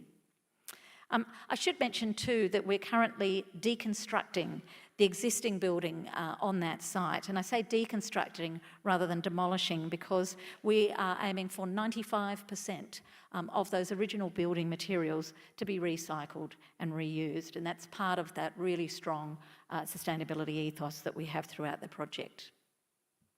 And then, built on top of the new elevated deck that covers the loading docks and the shared services for the precinct, we're creating a stunning 18,000 square metre urban garden for people, art and performance that will be a must-see destination. It's exquisitely designed by Hassel and So Ill architects with horticulturalists Nigel Dunnett and James Hitchmo. The public garden is going to be an artwork in and of itself. It's going to showcase what we're calling a new, bold Australian naturalism. Taking advantage of our relatively mild winters, this garden will flourish year-round, constantly changing with the seasons and always full of variety, wonder and beauty. It will be unique in the world in its planting density and scale, resilient to climate change and fostering biodiversity. The garden will wrap around the Arts Centre and NGV buildings and create a new pedestrian pathway that not only invites and gives access to people into these wonderful institutions, but provides a seamless and safe connection from the city and Princes Bridge right through to South Bank. And reflecting the institutions around it, it'll be activated by live performance and contemporary sculpture from the NGV's superb collection, along with commissions by First Nation artists. With cafes and restaurants spilling out from Arts Centre and NGV, this is going to be an unmissable destination day and night. This team is coming to the end of detailed design and construction, and it's anticipated, construction is anticipated to begin in late 2026. This really is a crucial intervention into the urban fabric of our city and will be a driver to transform this suburb for visitors, restaurants and businesses alongside the arts organisation. So MAPCO, which I run, has been set up as an organisation to help foster all of this development holistically, along with managing the mapped construction project. We manage Federation Square and ultimately we'll be running the urban realm. But we're also crucially, and I think this goes to Tim's point before, charged with ensuring that this incredible investment continues to be leveraged. So we're fostering partnership and collaboration across the many stakeholders across this organisation. Our job really is to glue this precinct together and weave it into the fabric of the city, to harness the opportunities now with the many decades of investment that have come before. Collaboration is at the core of our work. This multidimensional project has so many partners and so many opportunities if we harness them cleverly through strategic thinking, advocacy, new ways of working together. We can support innovation and experimentation, leverage investment, affect policy, enable partnership and deliver operational efficiency and more sustainable outcomes. Crucially, we're taking a user experience design approach to consider the visitor journey right across the precinct and through this lens to explore physical and digital holistic wayfinding, lighting, collaborative programming and activation, marketing and communications, ticketing. We're looking at public transport, we're identifying food and beverage opportunities and much more. I can see the laneways throughout the precinct being alive with people from right across our community. Visitors to our city moving between exhibitions and shows and restaurants and bars, discovering new ideas, being inspired and immersed, sharing experiences together in a safe, inclusive creative hub that reflects the very best of Melbourne and our multicultural city. Thank you.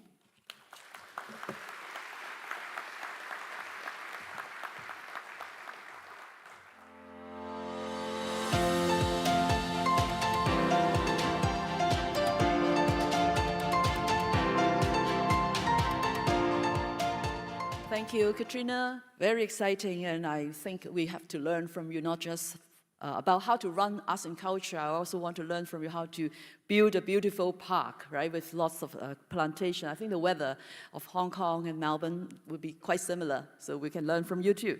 So I think all of us are very interested in knowing what's happening in Middle East, right? Middle East countries are investing a lot in arts and culture.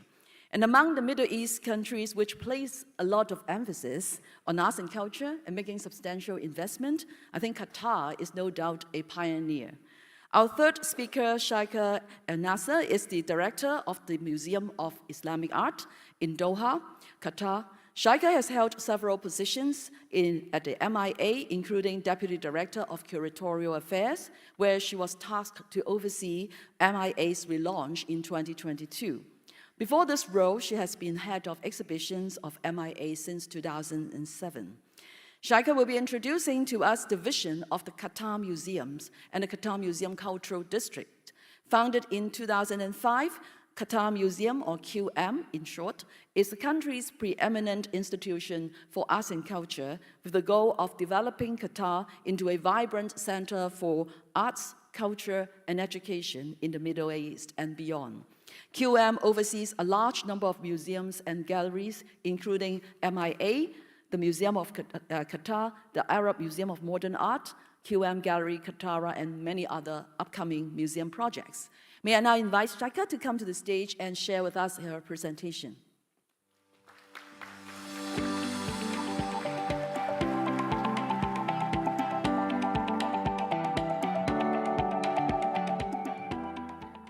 Thank you, Betty, for your kind introduction and inviting me to participate at the Cultural Summit. Good morning, Your Excellencies, ladies and gentlemen.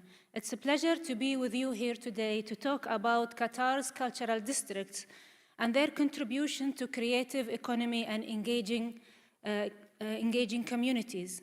I'm delighted that I'll be able to contribute to this topic, as Qatar and Doha in particular offer an excellent examples of how cultural districts can be created, guided by both national strategy and in collaboration with the local communities.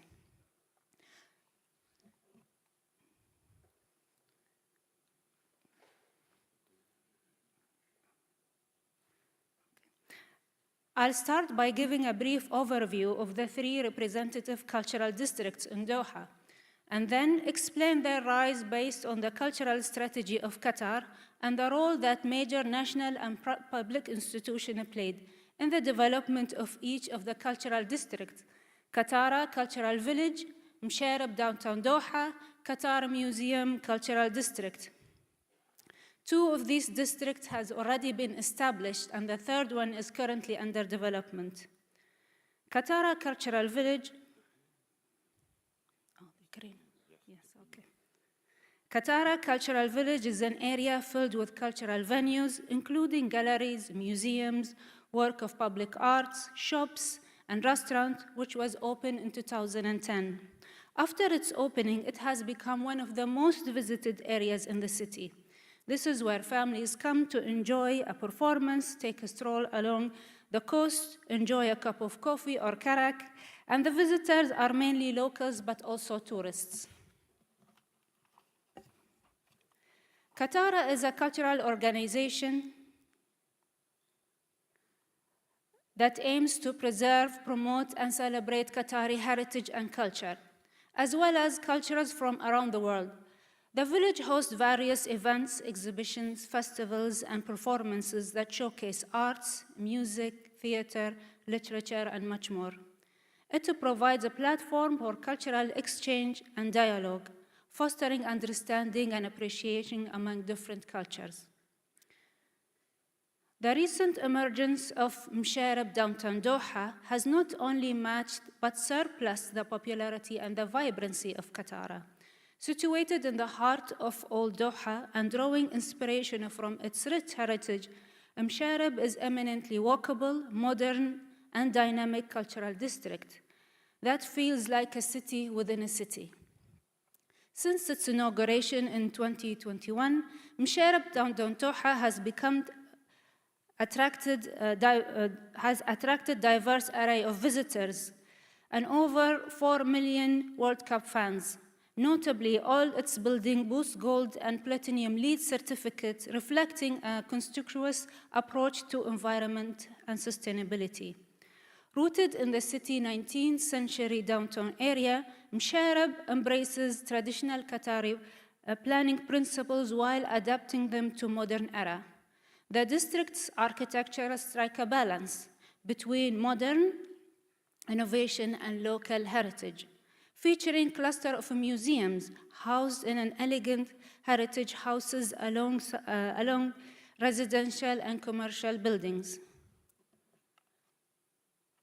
M7, a creative startup for fashion, design, and technology, at Msharab's innovative spirit, it provides a space for young designers, exhibitions, and education.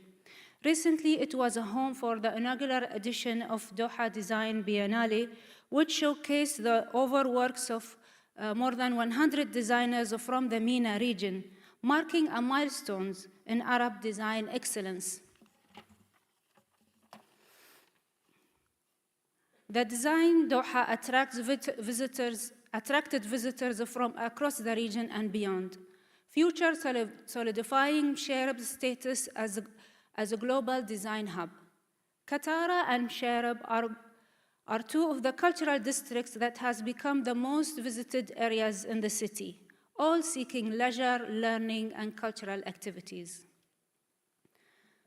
The third cultural district, Qatar Museum Cultural District and Park, which is currently under development. It promises to be a major cultural district, akin to Berlin Museum inside Museum Island. Insofar, it will provide a space of variety of activities, mixed use, while connecting 3 major museums and a gallery. It aims to transform a formal industrial port into an iconic, international, and innovative cultural district. It forms a link together with 3 museums on the waterfront. The Museum of Islamic Art, the National Museum, and the future museum, the Flower Mill. The project, shaped as a large-scale dune, the project provides a safe and easy to navigate pedestrian-friendly crossing over the port roadways, including several walkways that provide a strong pedestrian link from the park and the National Museum to the top dune at the Art Mill Museum. This new area is an expression of connected effort to create cultural districts around the city and thus revitalize its culture and artistic life. The museum and the future shared space are also part of Qatar Museum's general cultural strategy, which is the prolonged and rests on the following 3 principles: preserving and celebrating national history and heritage,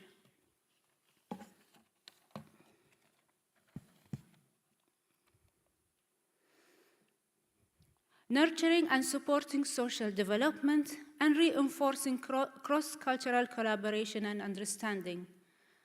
Qatar Museums, established in 2005, its national prominent institution for culture, providing authentic and inspiring cultural experiences through a growing network of museums, heritage sites, festivals, public art installations, and programs. It's led by the chairperson, Her Excellency Sheikh Al-Mayasa bint Hamad Al Thani. Qatar Museums aims to create a comprehensive cultural ecosystem, fostering a human and social, economic, and political development. It's crucial to recognize that these investments form a part of a meticulously planned 25 years national strategy. The initial phase, inspired by His Highness the Father Amir Sheikh Hamad Al Thani's vision, concentrated on heritage and identity. Within this stage, accomplishments include the establishment of the Museum of Islamic Art, which was opened in 2008, designed by the renowned architect IMP. MIA houses one of the most comprehensive collections of Islamic art in the world, with masterpieces from every corner of the globe representing the diversity found in Islamic heritage. The second museum is Mathaf, Arab Museum of Modern Art, which houses a unique world-class collection of modern and contemporary art from the Arab world, opened in 2010. The National Museum of Qatar, established in 1975, remodeled in 2019, tells the story of Qatar and its people from earliest time till today. The Desert Rose inspired the striking design of the National Museum of the French architect Jean Nouvel. Ongoing to the second phase, which focuses on the social development, involved the establishment of 3 new institutions. 321 Olympic and Sports Museum, inaugurated in 2022, just before the World Cup, which encourages a healthy, active lifestyle. And I also like to add that Qatar is the only country in the world that established Sports Day as a national holiday. Dadu Children's Museum of Qatar, the first of its kind in the region, caters to children and their families, and this is still under development, scheduled to open in 2027. Qatar Auto Museums bring together Qatar's auto enthusiast community and inspires the next generation of innovators, designers, engineers, collectors, and policymakers through a shared passion for cars. The forthcoming third phase emphasizes on a global outreach, with 2 institutions in the pipeline. Lusail Museum houses the world's largest collection of Orientalist paintings that will interconnect stories from artistic traditions worldwide and will serve as a think tank on topics related to the East-West relations. While the Art Mill Museum, formerly a flour mill, is poised to become an internationally focused museum of modern and contemporary art, scheduled to open in 2030.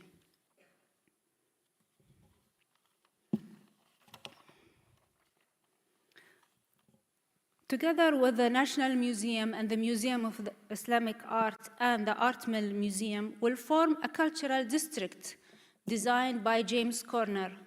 The area around and between these museums will be walkable. It will consist of a park and a footbridge, and it will be arranged that visitors can spend the whole day there, engaging a variety of activities. This project represents a transformative initiative. Which its success validated only upon the completion of the 25 years strategy, but it is also already evident that the establishment of these cultural districts has and will have a tremendous positive impact on Qatar's cultural society and economy. At the heart of these initiatives lies Qatar National Strategy to foster organic growth by transitioning to knowledge-based economy. These establishments of cultural districts provide our citizens and residents with spaces that promote social interaction, recreational pursuits, and learning and entertainment. By nurturing art, culture, and heritage, Qatar is diversifying its economy potential beyond the traditional oil and gas industry, which has fueled the economy's growth for decades. To conclude, our emerging cultural districts aspire to evolve into a vibrant hubs of the city life, empowering individuals to make a meaningful contribution to society while ensuring long-term economic sustainability. Importantly, they seek to foster social development and enhance the overall quality of life for all residents. Recognizing the central role of cultural and heritage in our tradition, we view them as a fundamental to charting our path forward into the future. Thank you very much.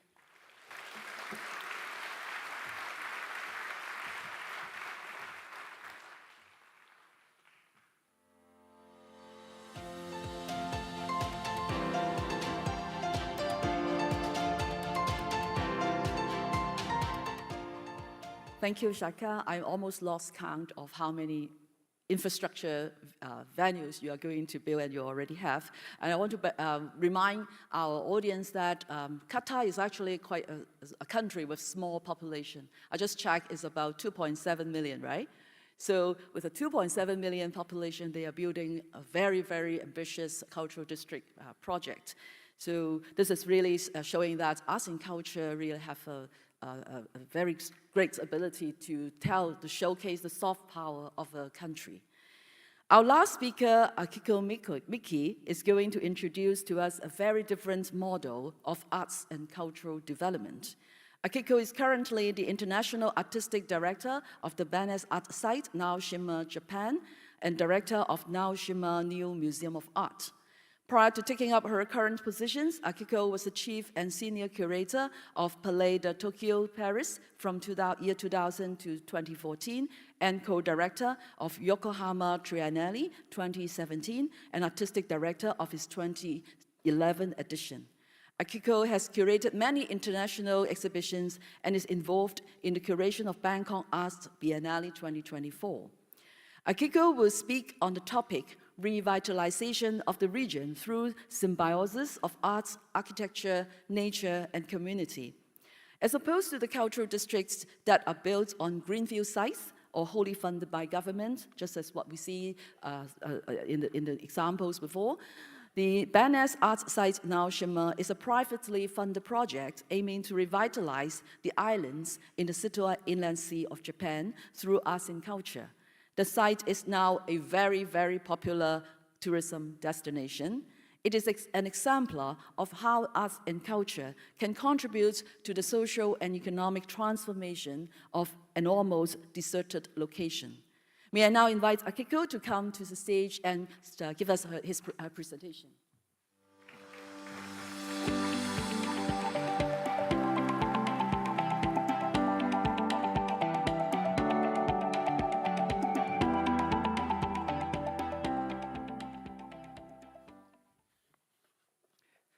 Thank you, Betty, and hello, everyone.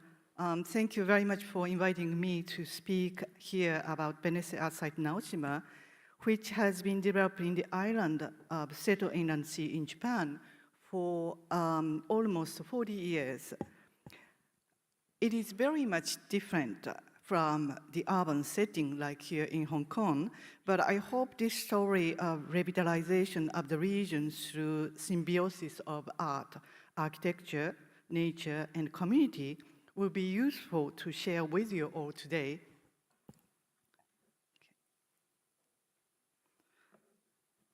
As you can see, Benesse Outside Naoshima activities conducted by Fukutake Foundation and the Benesse Holdings on the 3 islands of Naoshima, Inujima, and Teshima.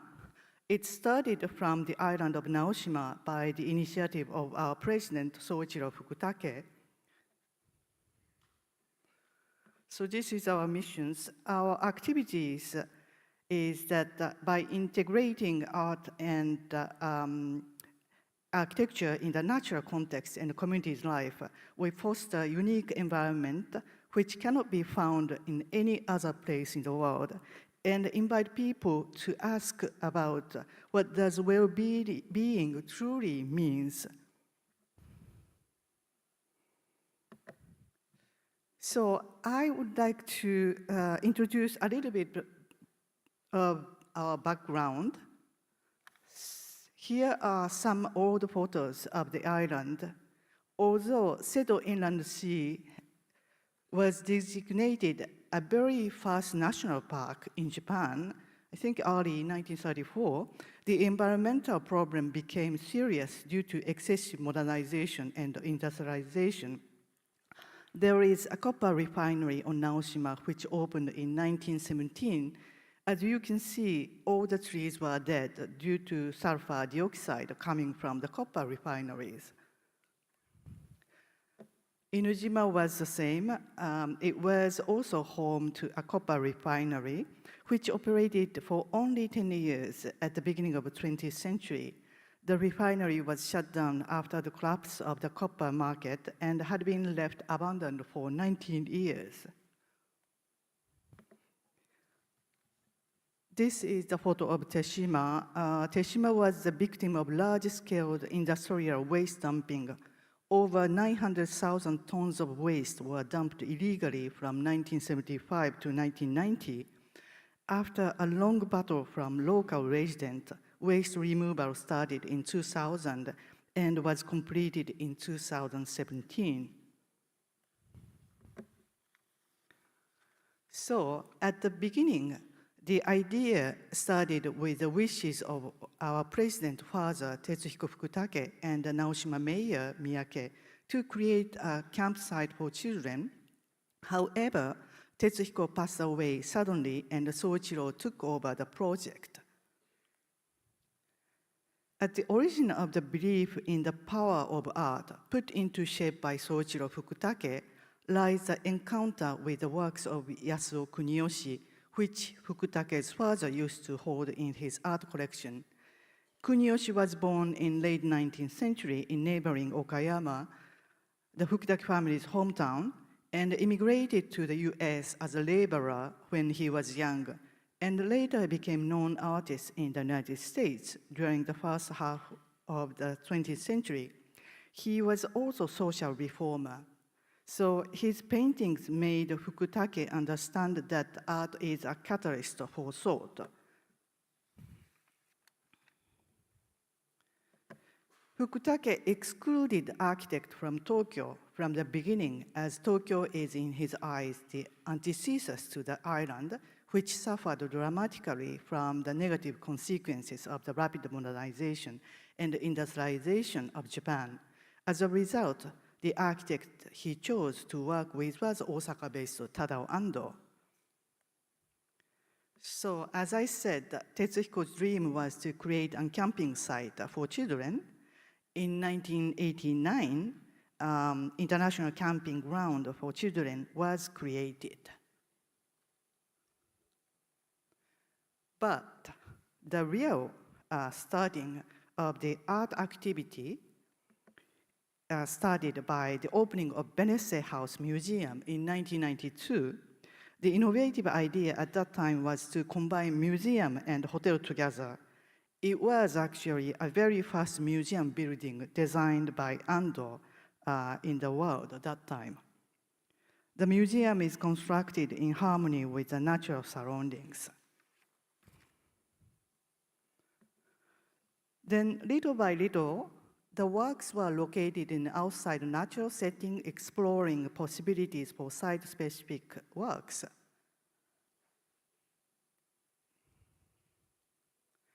even on the cliff.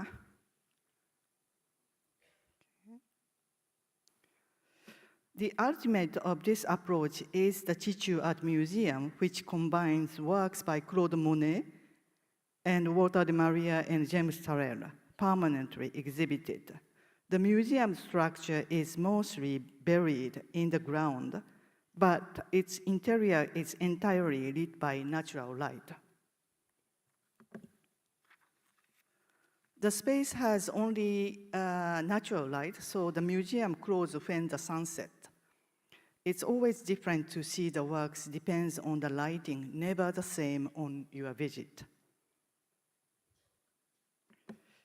In Inujima, the copper refinery, abandoned for 19 years, was converted into museum by the architect Hiroshi Sambuichi, the Hiroshima-based architect, and also Yukinori Yanagi. And this building does not use any electricity, and the temperature inside is entirely regulated by natural airflow, solar radiation, and geothermal conduction. The idea of merging architecture with the surrounding environment can also be found in following projects, such as Ryufan Museum. Another example is Teshima Art Museum, opened in 2010. This is an aerial view of the Teshima Museum, which has a form of water drop. The project's important element is to renew and protect the surrounding terrace rice field.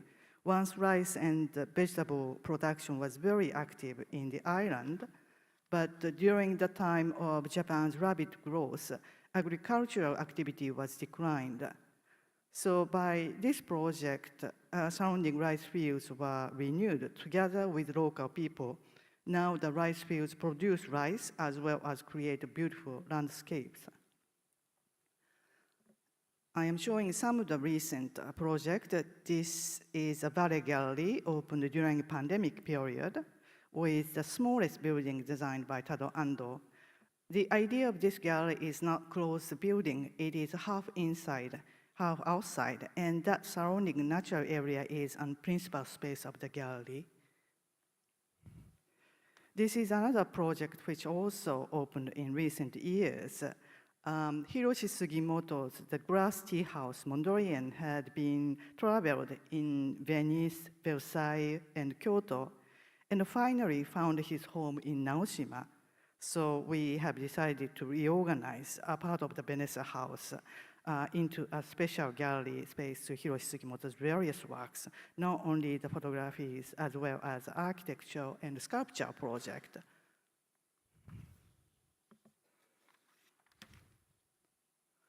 So this is a map of Naoshima. Up to now, I have been showing project of southern part of island, which is a private property. You see on the map blue. But with the art house project initiated in 1998, we started to also focus on the local community and its way of life, on preserving and subliming not only the natural landscape, but also the cultural and historical dimension of the place. Since this first project, Kadoya by Miyajima, we have collaborated with the local community. For this work, this is the inside of the house. 125 local residents set the digital counters that flash on and off. This is another work by Rei Naito. Here, the focus is not on making by breaking on a scrap and build approach, but rather to make the best use of the wisdom and experience accumulated by past generation and local inhabitant.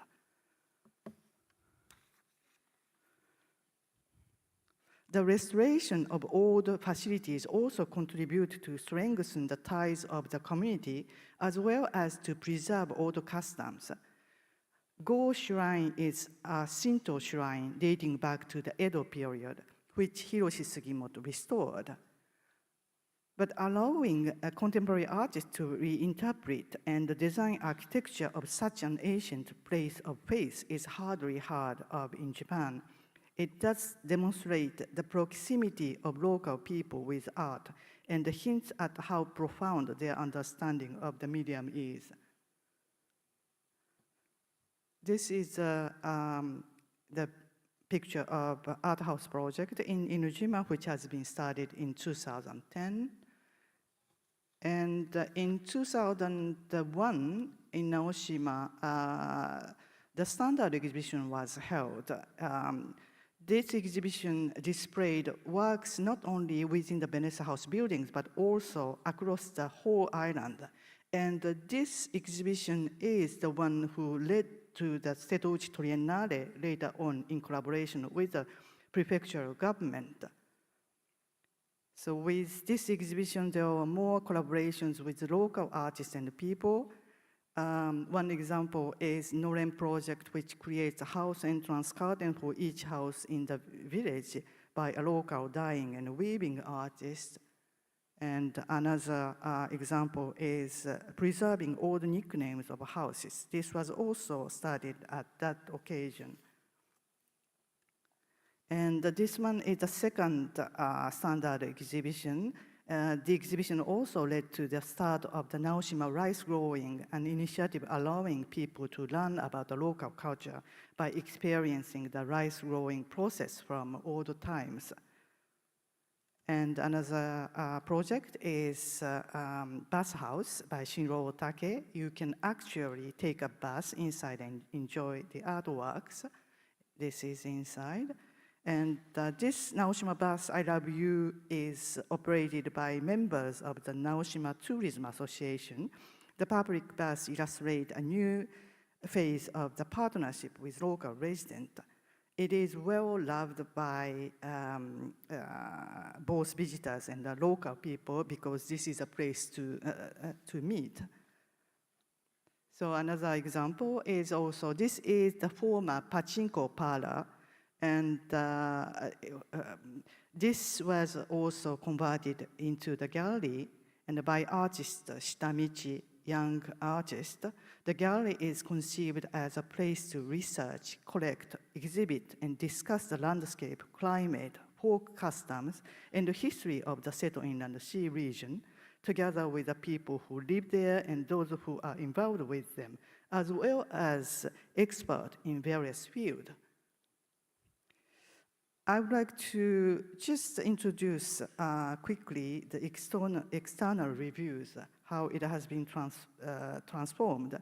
In the latest Forbes web edition, Naoshima was selected as number 6 on the list of 23 best places to travel in 2023. Naoshima is the only Japanese destination selected. And in 2023, Lonely Planet, the world's most read travel guide, has ranked Naoshima as the third best place to visit in Japan after Tokyo and Kyoto. So the number of the population, the number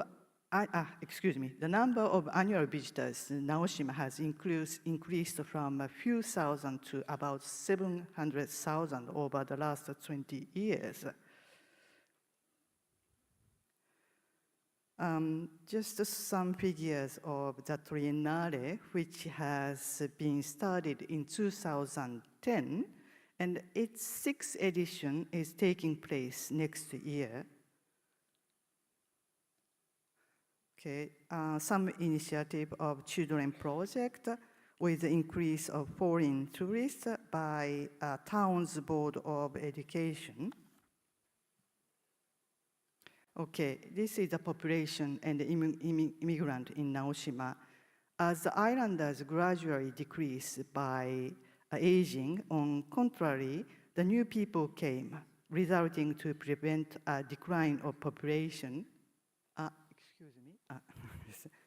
Many inns and restaurants have been established by islanders and young people from outside the island, which has revitalized the island.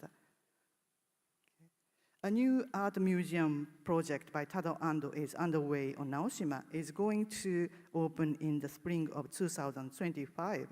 It is going to be the 10th project of Tadao Ando in Naoshima. And this museum mainly exhibits the works of artists from the Asian region, including Japan. So I see the sign of time's up, so I have to conclude. To wrap up, I would like to share the 3 key learnings of Mr. Fukutake from his almost 40 years of experience in Naoshima. First, nature is the best teacher. It is important not only to read books, but also to think in nature. And second, the trend in our economy-driven society is to destroy what exists to create new things. Since many years, he is convinced that it is important in future to focus on the more sustainable concept of use what exists to create what is to be, instead of a cycle of creating and destroying. Finally, business is a means for the purpose and not the purpose itself. The real purpose should always be culture. So the economy must serve to culture. Thank you very much. Thank you very much, Ms. Miki. Would you please take your seats as our member of staff would like to take a brief moment to set up the stage for the upcoming Q&A session. And thank you very much once again to our speakers for the enlightening sharing. So as we slowly transition to the Q&A session, we do encourage both in-person and virtual audience members to engage with our distinguished speakers. So should you have any inquiries or questions, please scan the QR code that is now being displayed on the screen to submit your questions. And if you're watching live online, you'll find a Q&A box on the screen. Very easy, simply type and send in all the questions that you'd like to ask our speakers today. So given our very limited time and the likelihood of many insightful questions, we urge you to make the most out of this opportunity. Our moderator will then select and post a number of these questions to our panel members. So don't forget to scan the QR code on the screen. If you're watching live stream, you will be able to see a Q&A box on the screen. Simply type in your questions and send in your questions. We'll see them accordingly. All right, ladies and gentlemen, once again, a round of applause to welcome Mr. Reeve, Director Al-Nasser, Ms. Sedgwick, Ms. Miki, and Mrs. Fong back onto the stage for the Q&A session.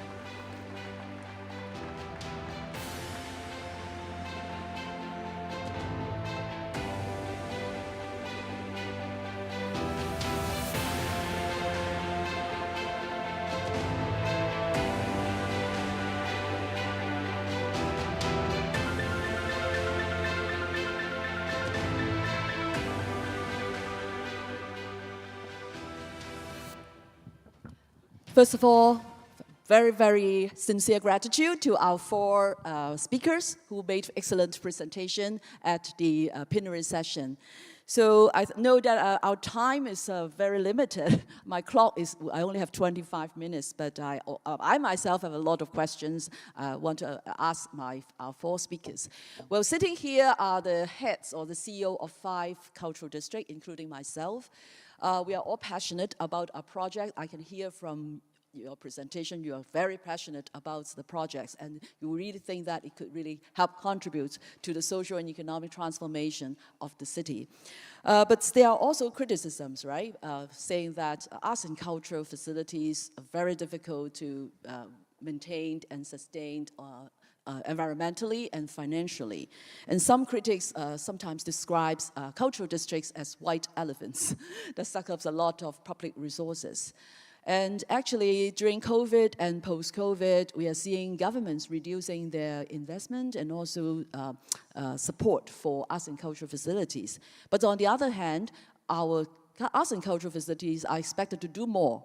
Well, if you look at the ICOM definition, I think enacted a few years ago, saying that apart from showing exhibitions or doing programs, we are expected to be more inclusive, more diversified, and sustainable, accessible. So on one hand, we have a lot of public demands on cultural districts and facilities. And on the other hand, our funding is facing a rather difficult situation here in Hong Kong as well. So my first question is, Can you share with us some of the ways that you could generate more revenue for your cultural districts? And as Akiko has mentioned, it's basically is privately funded. But for other cultural districts, apart from government funding, I think Katrina has also talked about you have one area, the 5th Square, which is totally privately supported by private fundings like the RDE income. So may I put the question to Katrina and Tim first? Talk about the funding, where's the source of funding? Yes, so to begin, I suppose Federation Square is an interesting model because it has a series of foundation tenants, and in a way it's kind of government paying government. There's state-funded institutions there paying rent, which then go towards the maintenance of the square, but there's also a range of other cultural tenants, and those and also commercial tenants, food and beverage largely, and then a whole lot of hirers, venue hirers across the space, and that helps generate income, which we can then use to maintain the asset. And you know, it's always, that's the big challenge, aside from running our operations, is the maintenance of aging assets. But that seems to work quite well. I don't think that model, though, is applicable to the cultural institutions who sit within our precinct. So certainly the Australian Centre for the Museum, ACME, NGV, Arts Centre Melbourne, they all require subsidy to be maintained. And I would say that the value of that investment for government is about creating a city that is livable, it's culturally rich, and therefore it attracts a whole lot of business, it attracts a whole lot of visitors. It's about the kind of the lifestyle, the safety, the ability for its citizens to come together and share ideas, to explore stories together. All of those things are vital to a vibrant economy. So the benefits are writ large, and I think governments more and more are understanding that, and I think we see that here. Yes. Tim, do you have anything to share? Well, I mean, I just echo some of those points. I don't think that public funding can simply withdraw as soon as a cultural district has been built. It requires ongoing investment from the public purse, but combined with, you know, more an entrepreneurial spirit across the park. I mean, we're still very early on in our development at East Bank, so we don't really know how it's going to shake down. But we've got a really great blend of existing Olympic venues, new cultural and education venues, a park which is just really beginning to mature. So we don't really know what that ecosystem is going to look like yet, but we're at that point that you're probably 2 or 3 years ahead here at West Kowloon, where we're looking ahead knowing that there are going to be gaps if we don't think about how we can bring in new income. But it's a similar model. We're all tenants of the legacy corporation. Then we have major residential developments still to be built out in the park, which will generate receipts, successful sporting venues and so on. But the bit we've got to get to, and it will happen organically over the next 3, 4, 5 years, is to see what a finished park looks like. Right. We see the bits and pieces of it gradually open, but we don't really know how it all fits together and how it will work as an ecosystem, as a destination, as something which is both a local park and an international cultural destination. Yes. But there will be opportunities for us in there to generate the income we need to make it. I really appreciate your optimism, right? Because in West Kowloon, we are operating like we have an endowment, 21.6 billion Hong Kong, 2.7 billion US, and now we are at the stage of spending most of them. So we have to work very hard on finding income because we work on a self-financing basis. So we have reached that stage that we are really scratching our head how to come up with more funding resources. Yeah, we could do with that £2 billion endowment at East Bank. Maybe that's where we'll start. Shaika, you have anything to share with us? I'm sure the Qatar government is strongly behind the cultural districts, right?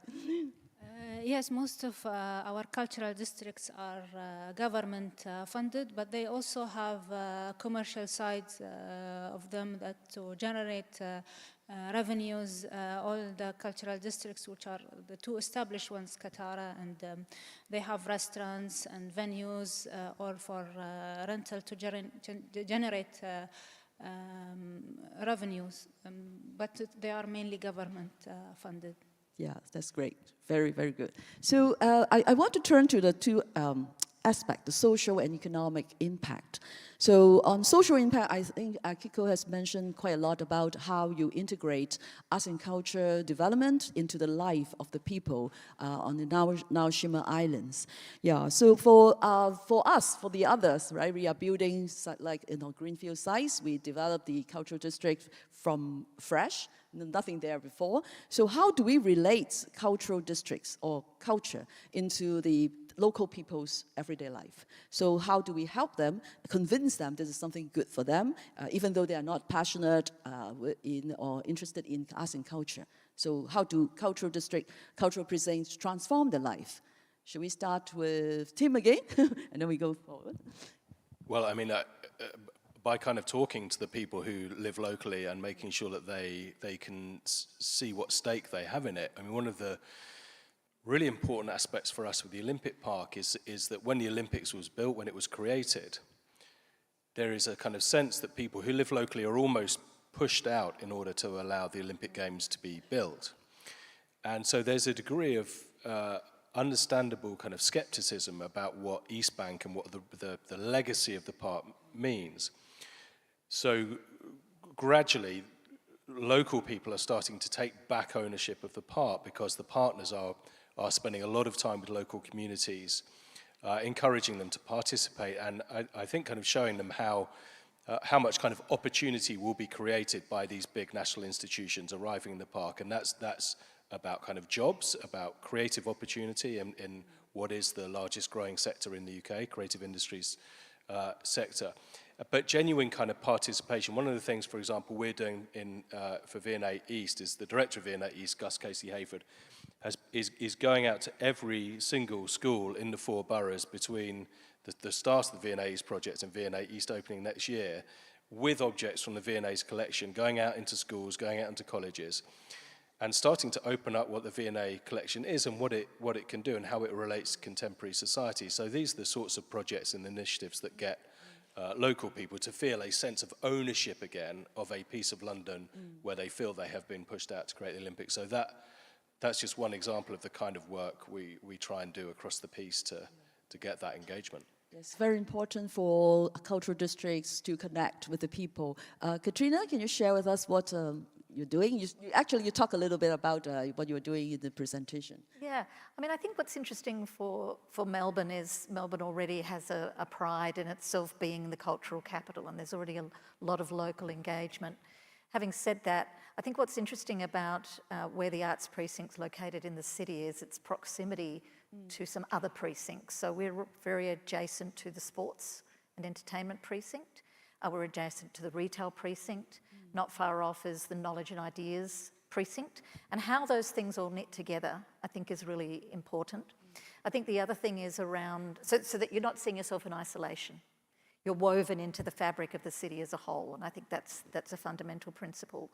The other one is about invitation, and I think what's really exciting about creating precincts is you've got the spaces around the institutions, you've got a whole lot of audiences who feel welcome and invited and included into those institutions, you have others who don't feel part of those institutions, and that's the constant challenge. How do you get people over the threshold to come in to experience the art and the music and the stories that are so wonderful and transformative in their lives?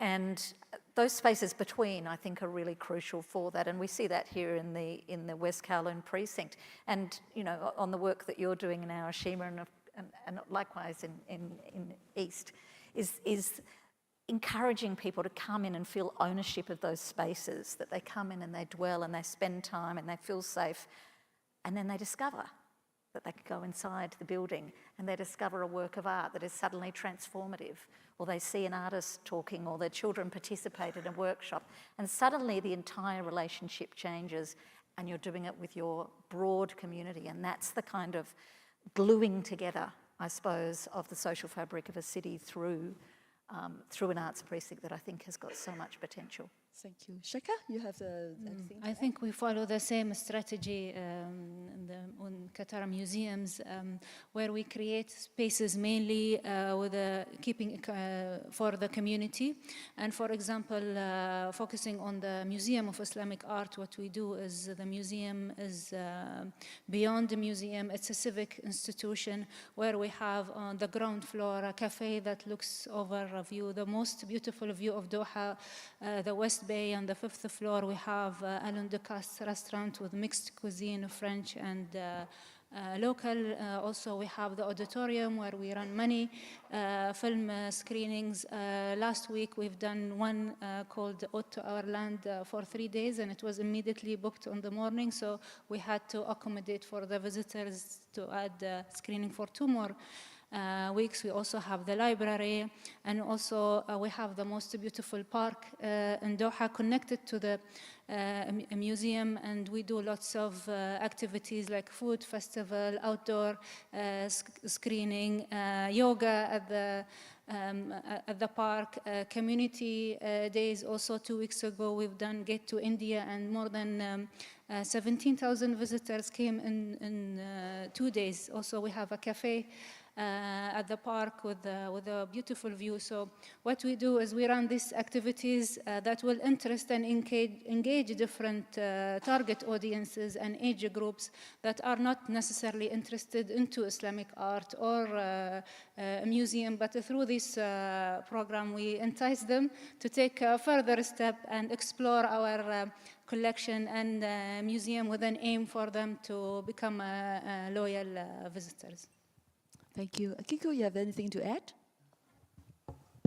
Yes, I have shown a lot of examples that we have collaborated with local people, but I have to tell you that it didn't happen like this. It took the years and years of working.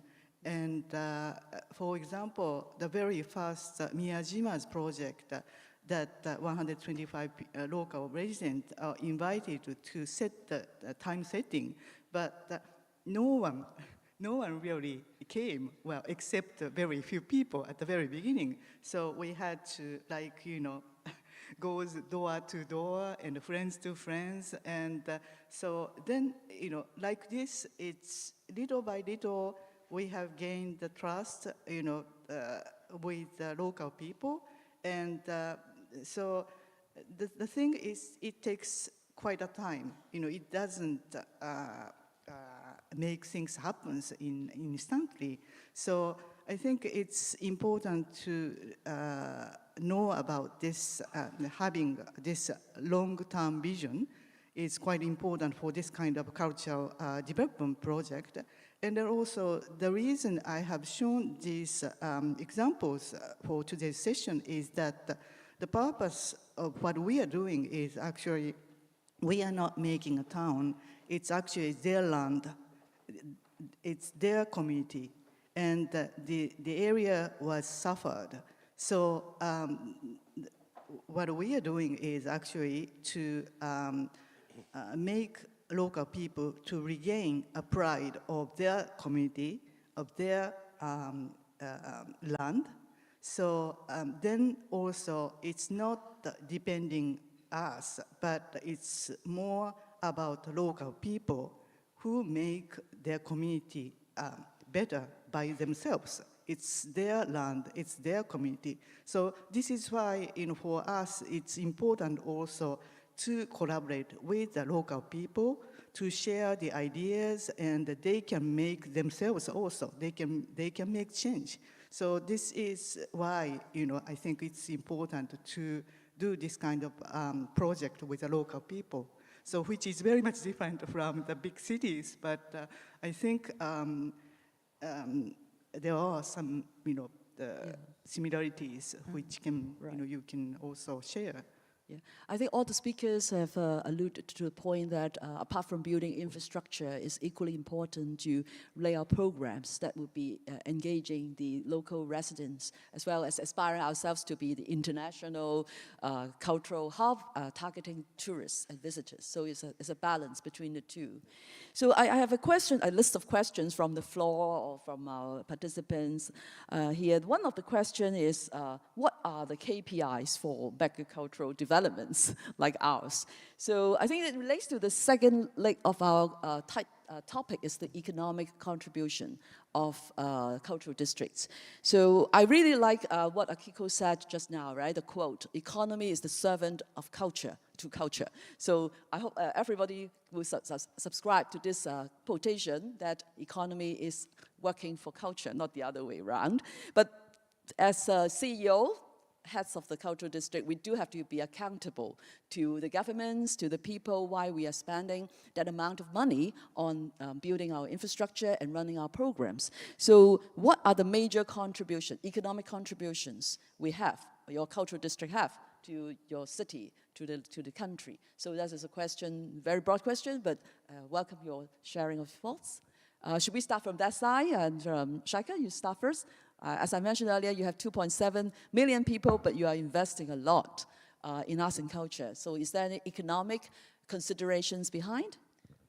We are also investing into creative economy, which is a big part of the ecosystem that we are developing, where we want to also provide other income besides oil and gas. So we have M7 as a creative hub. Also, we have Liwan and the fire station. All of these are creative hubs to foster local talents, designers, and provide space for them with an aim to contribute to the creative economy. As I've been reading, also the UN, they've mentioned the creative economy contribute to around more than $2 billion and provide work for more than 30 million around the world, and also creative economy contribute around 10% of the economy of the country. So this is one side of the contribution. Also there is the tourism part, which is essential, and we are also investing a lot on it to link the museums with Hamad International Airport being in a very crucial central part of the world. We have many tourists and also transit tourists. I see them coming in with their luggage, visiting the museum, and then continuing their flights. Katrina? Yeah, well, I mean, obviously on a capital project, the big thing is on time, on budget, and jobs.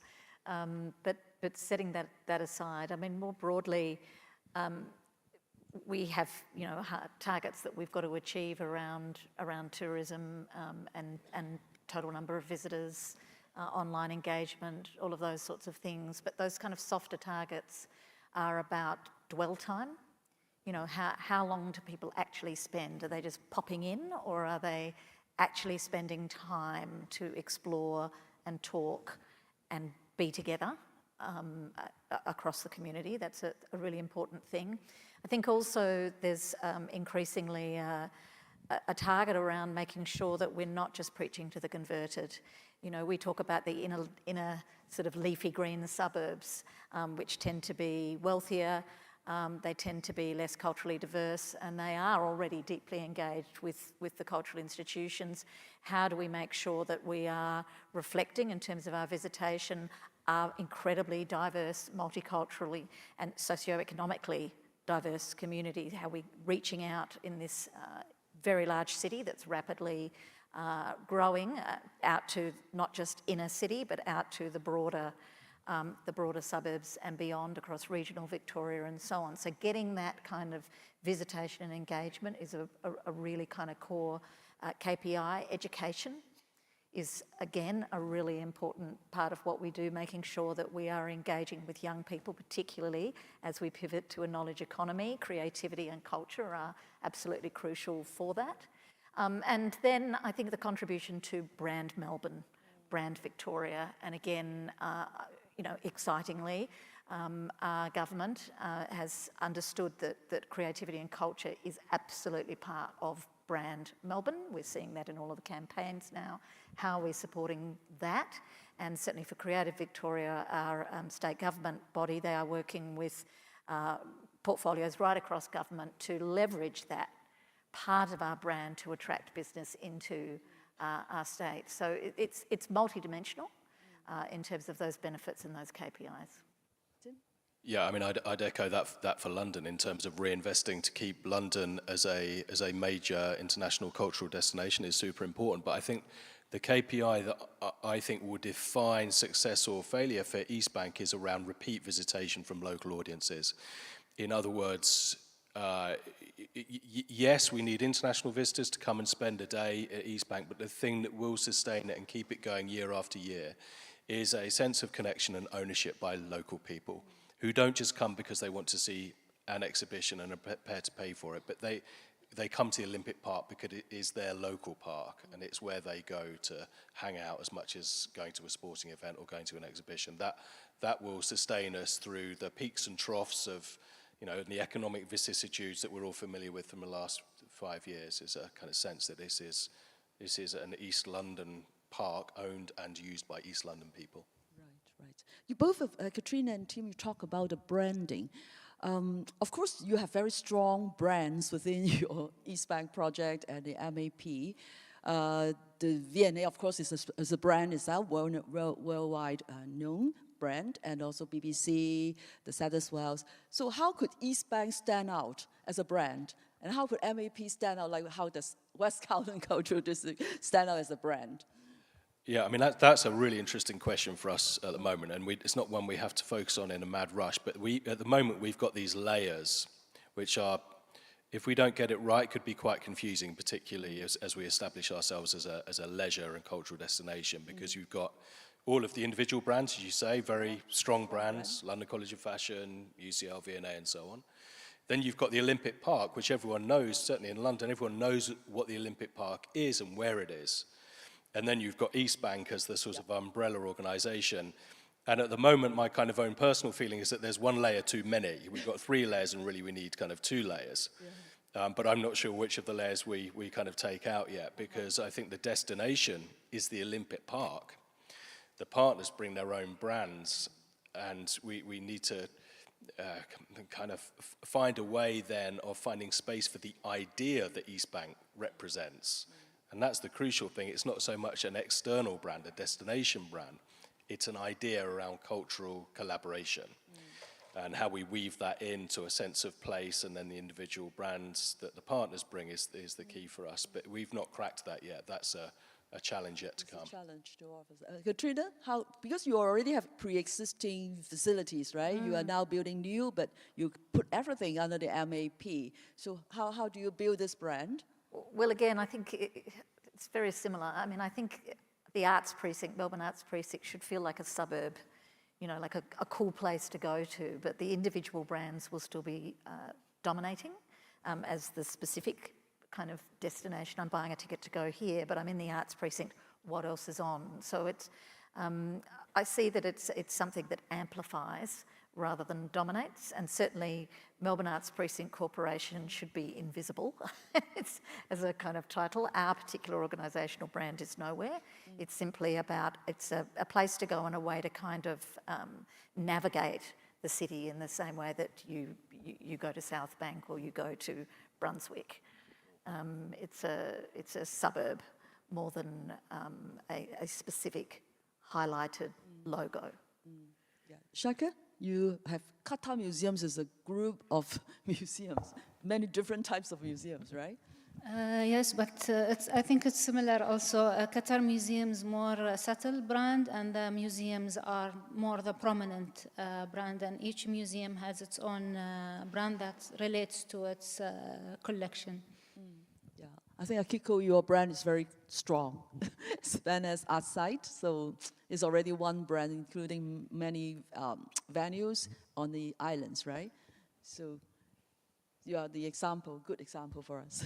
Yeah, Well, branding strategies, it's a little bit difficult to, to talk about this. And then also I feel a little bit uncomfortable being here because compared to all these cultural districts in the cities, we are in the remote island and the isolated areas.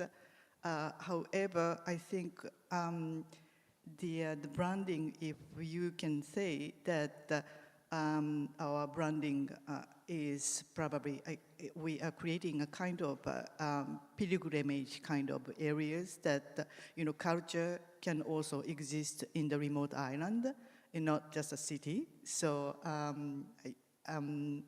well, I think that's probably, one reason I am here. And I would like to thank you for inviting me to speak in this context. Yes, I think I'm running out of time, but I really want to ask this question, which is also questions asked by our participants. It's not too fair for you to answer because you've been here for only one day or half day, but the question is, since Hong Kong is a cultural exchange where East meets West, could the panelists from different cultural districts collaborate with Hong Kong to establish permanent structures or relationship with us? The West Kowloon Cultural District is a cultural district to cultural district collaboration. Right? Yesterday we signed many MOUs, it's venues to venue, museum to museum. So would we be able to collaborate at a cultural district level? What do you think? Well, we should, and I think there are already forums in place that have cultural districts talking to each other, the World Cultural Districts Forum and so on, so, and GCDN. So I think that's really important. I mean, I find this really interesting coming from the V&A, where we're part of the original 170-year-old cultural district at Exhibition Road, but we're also involved in creating a new one. So we're experienced, but also we know nothing. And that's the really, East Bank for us, learning and watching West Kowloon over the last 10 years has been so important. I look forward to further discussion. Yeah, Katrina, the MEP, and West Kowloon.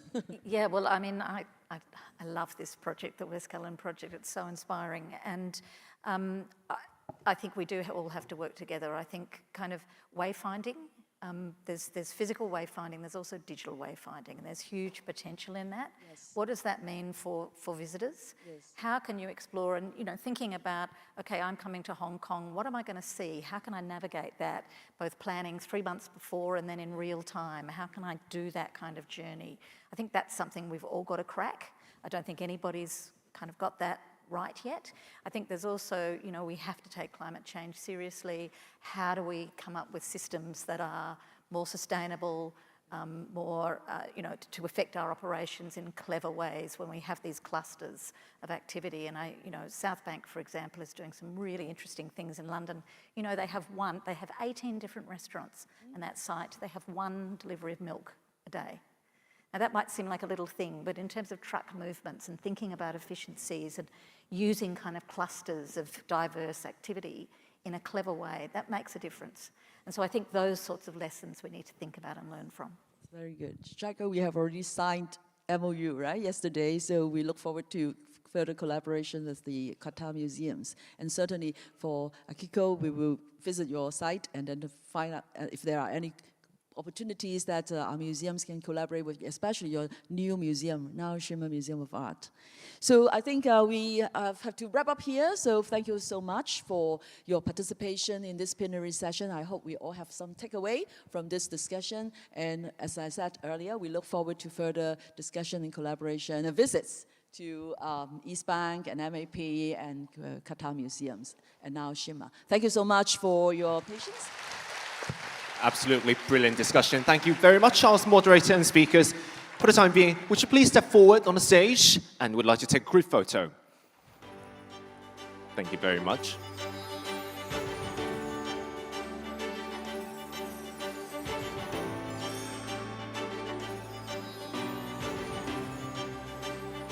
Wonderful testament to the spirit of collaboration and innovation that we've been celebrating here today.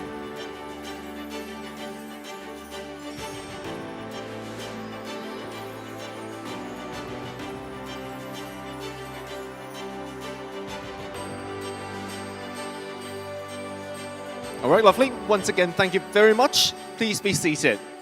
Mr. Reeve, Director of NASA, Ms. Sedgwick, Ms. Mickey, and Mr. Sfung.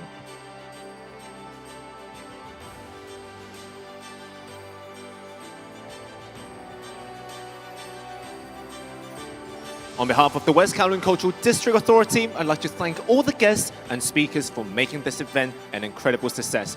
Your active involvement and enthusiasm have also enriched the discussions and exchanges throughout the session. Ladies and gentlemen, this officially concludes the opening of the Hong Kong International Cultural Summit 2024. May I please ask everyone to remain seated and allow our speakers and MOU secretaries and guests in the first 3 rows to leave the theatre first.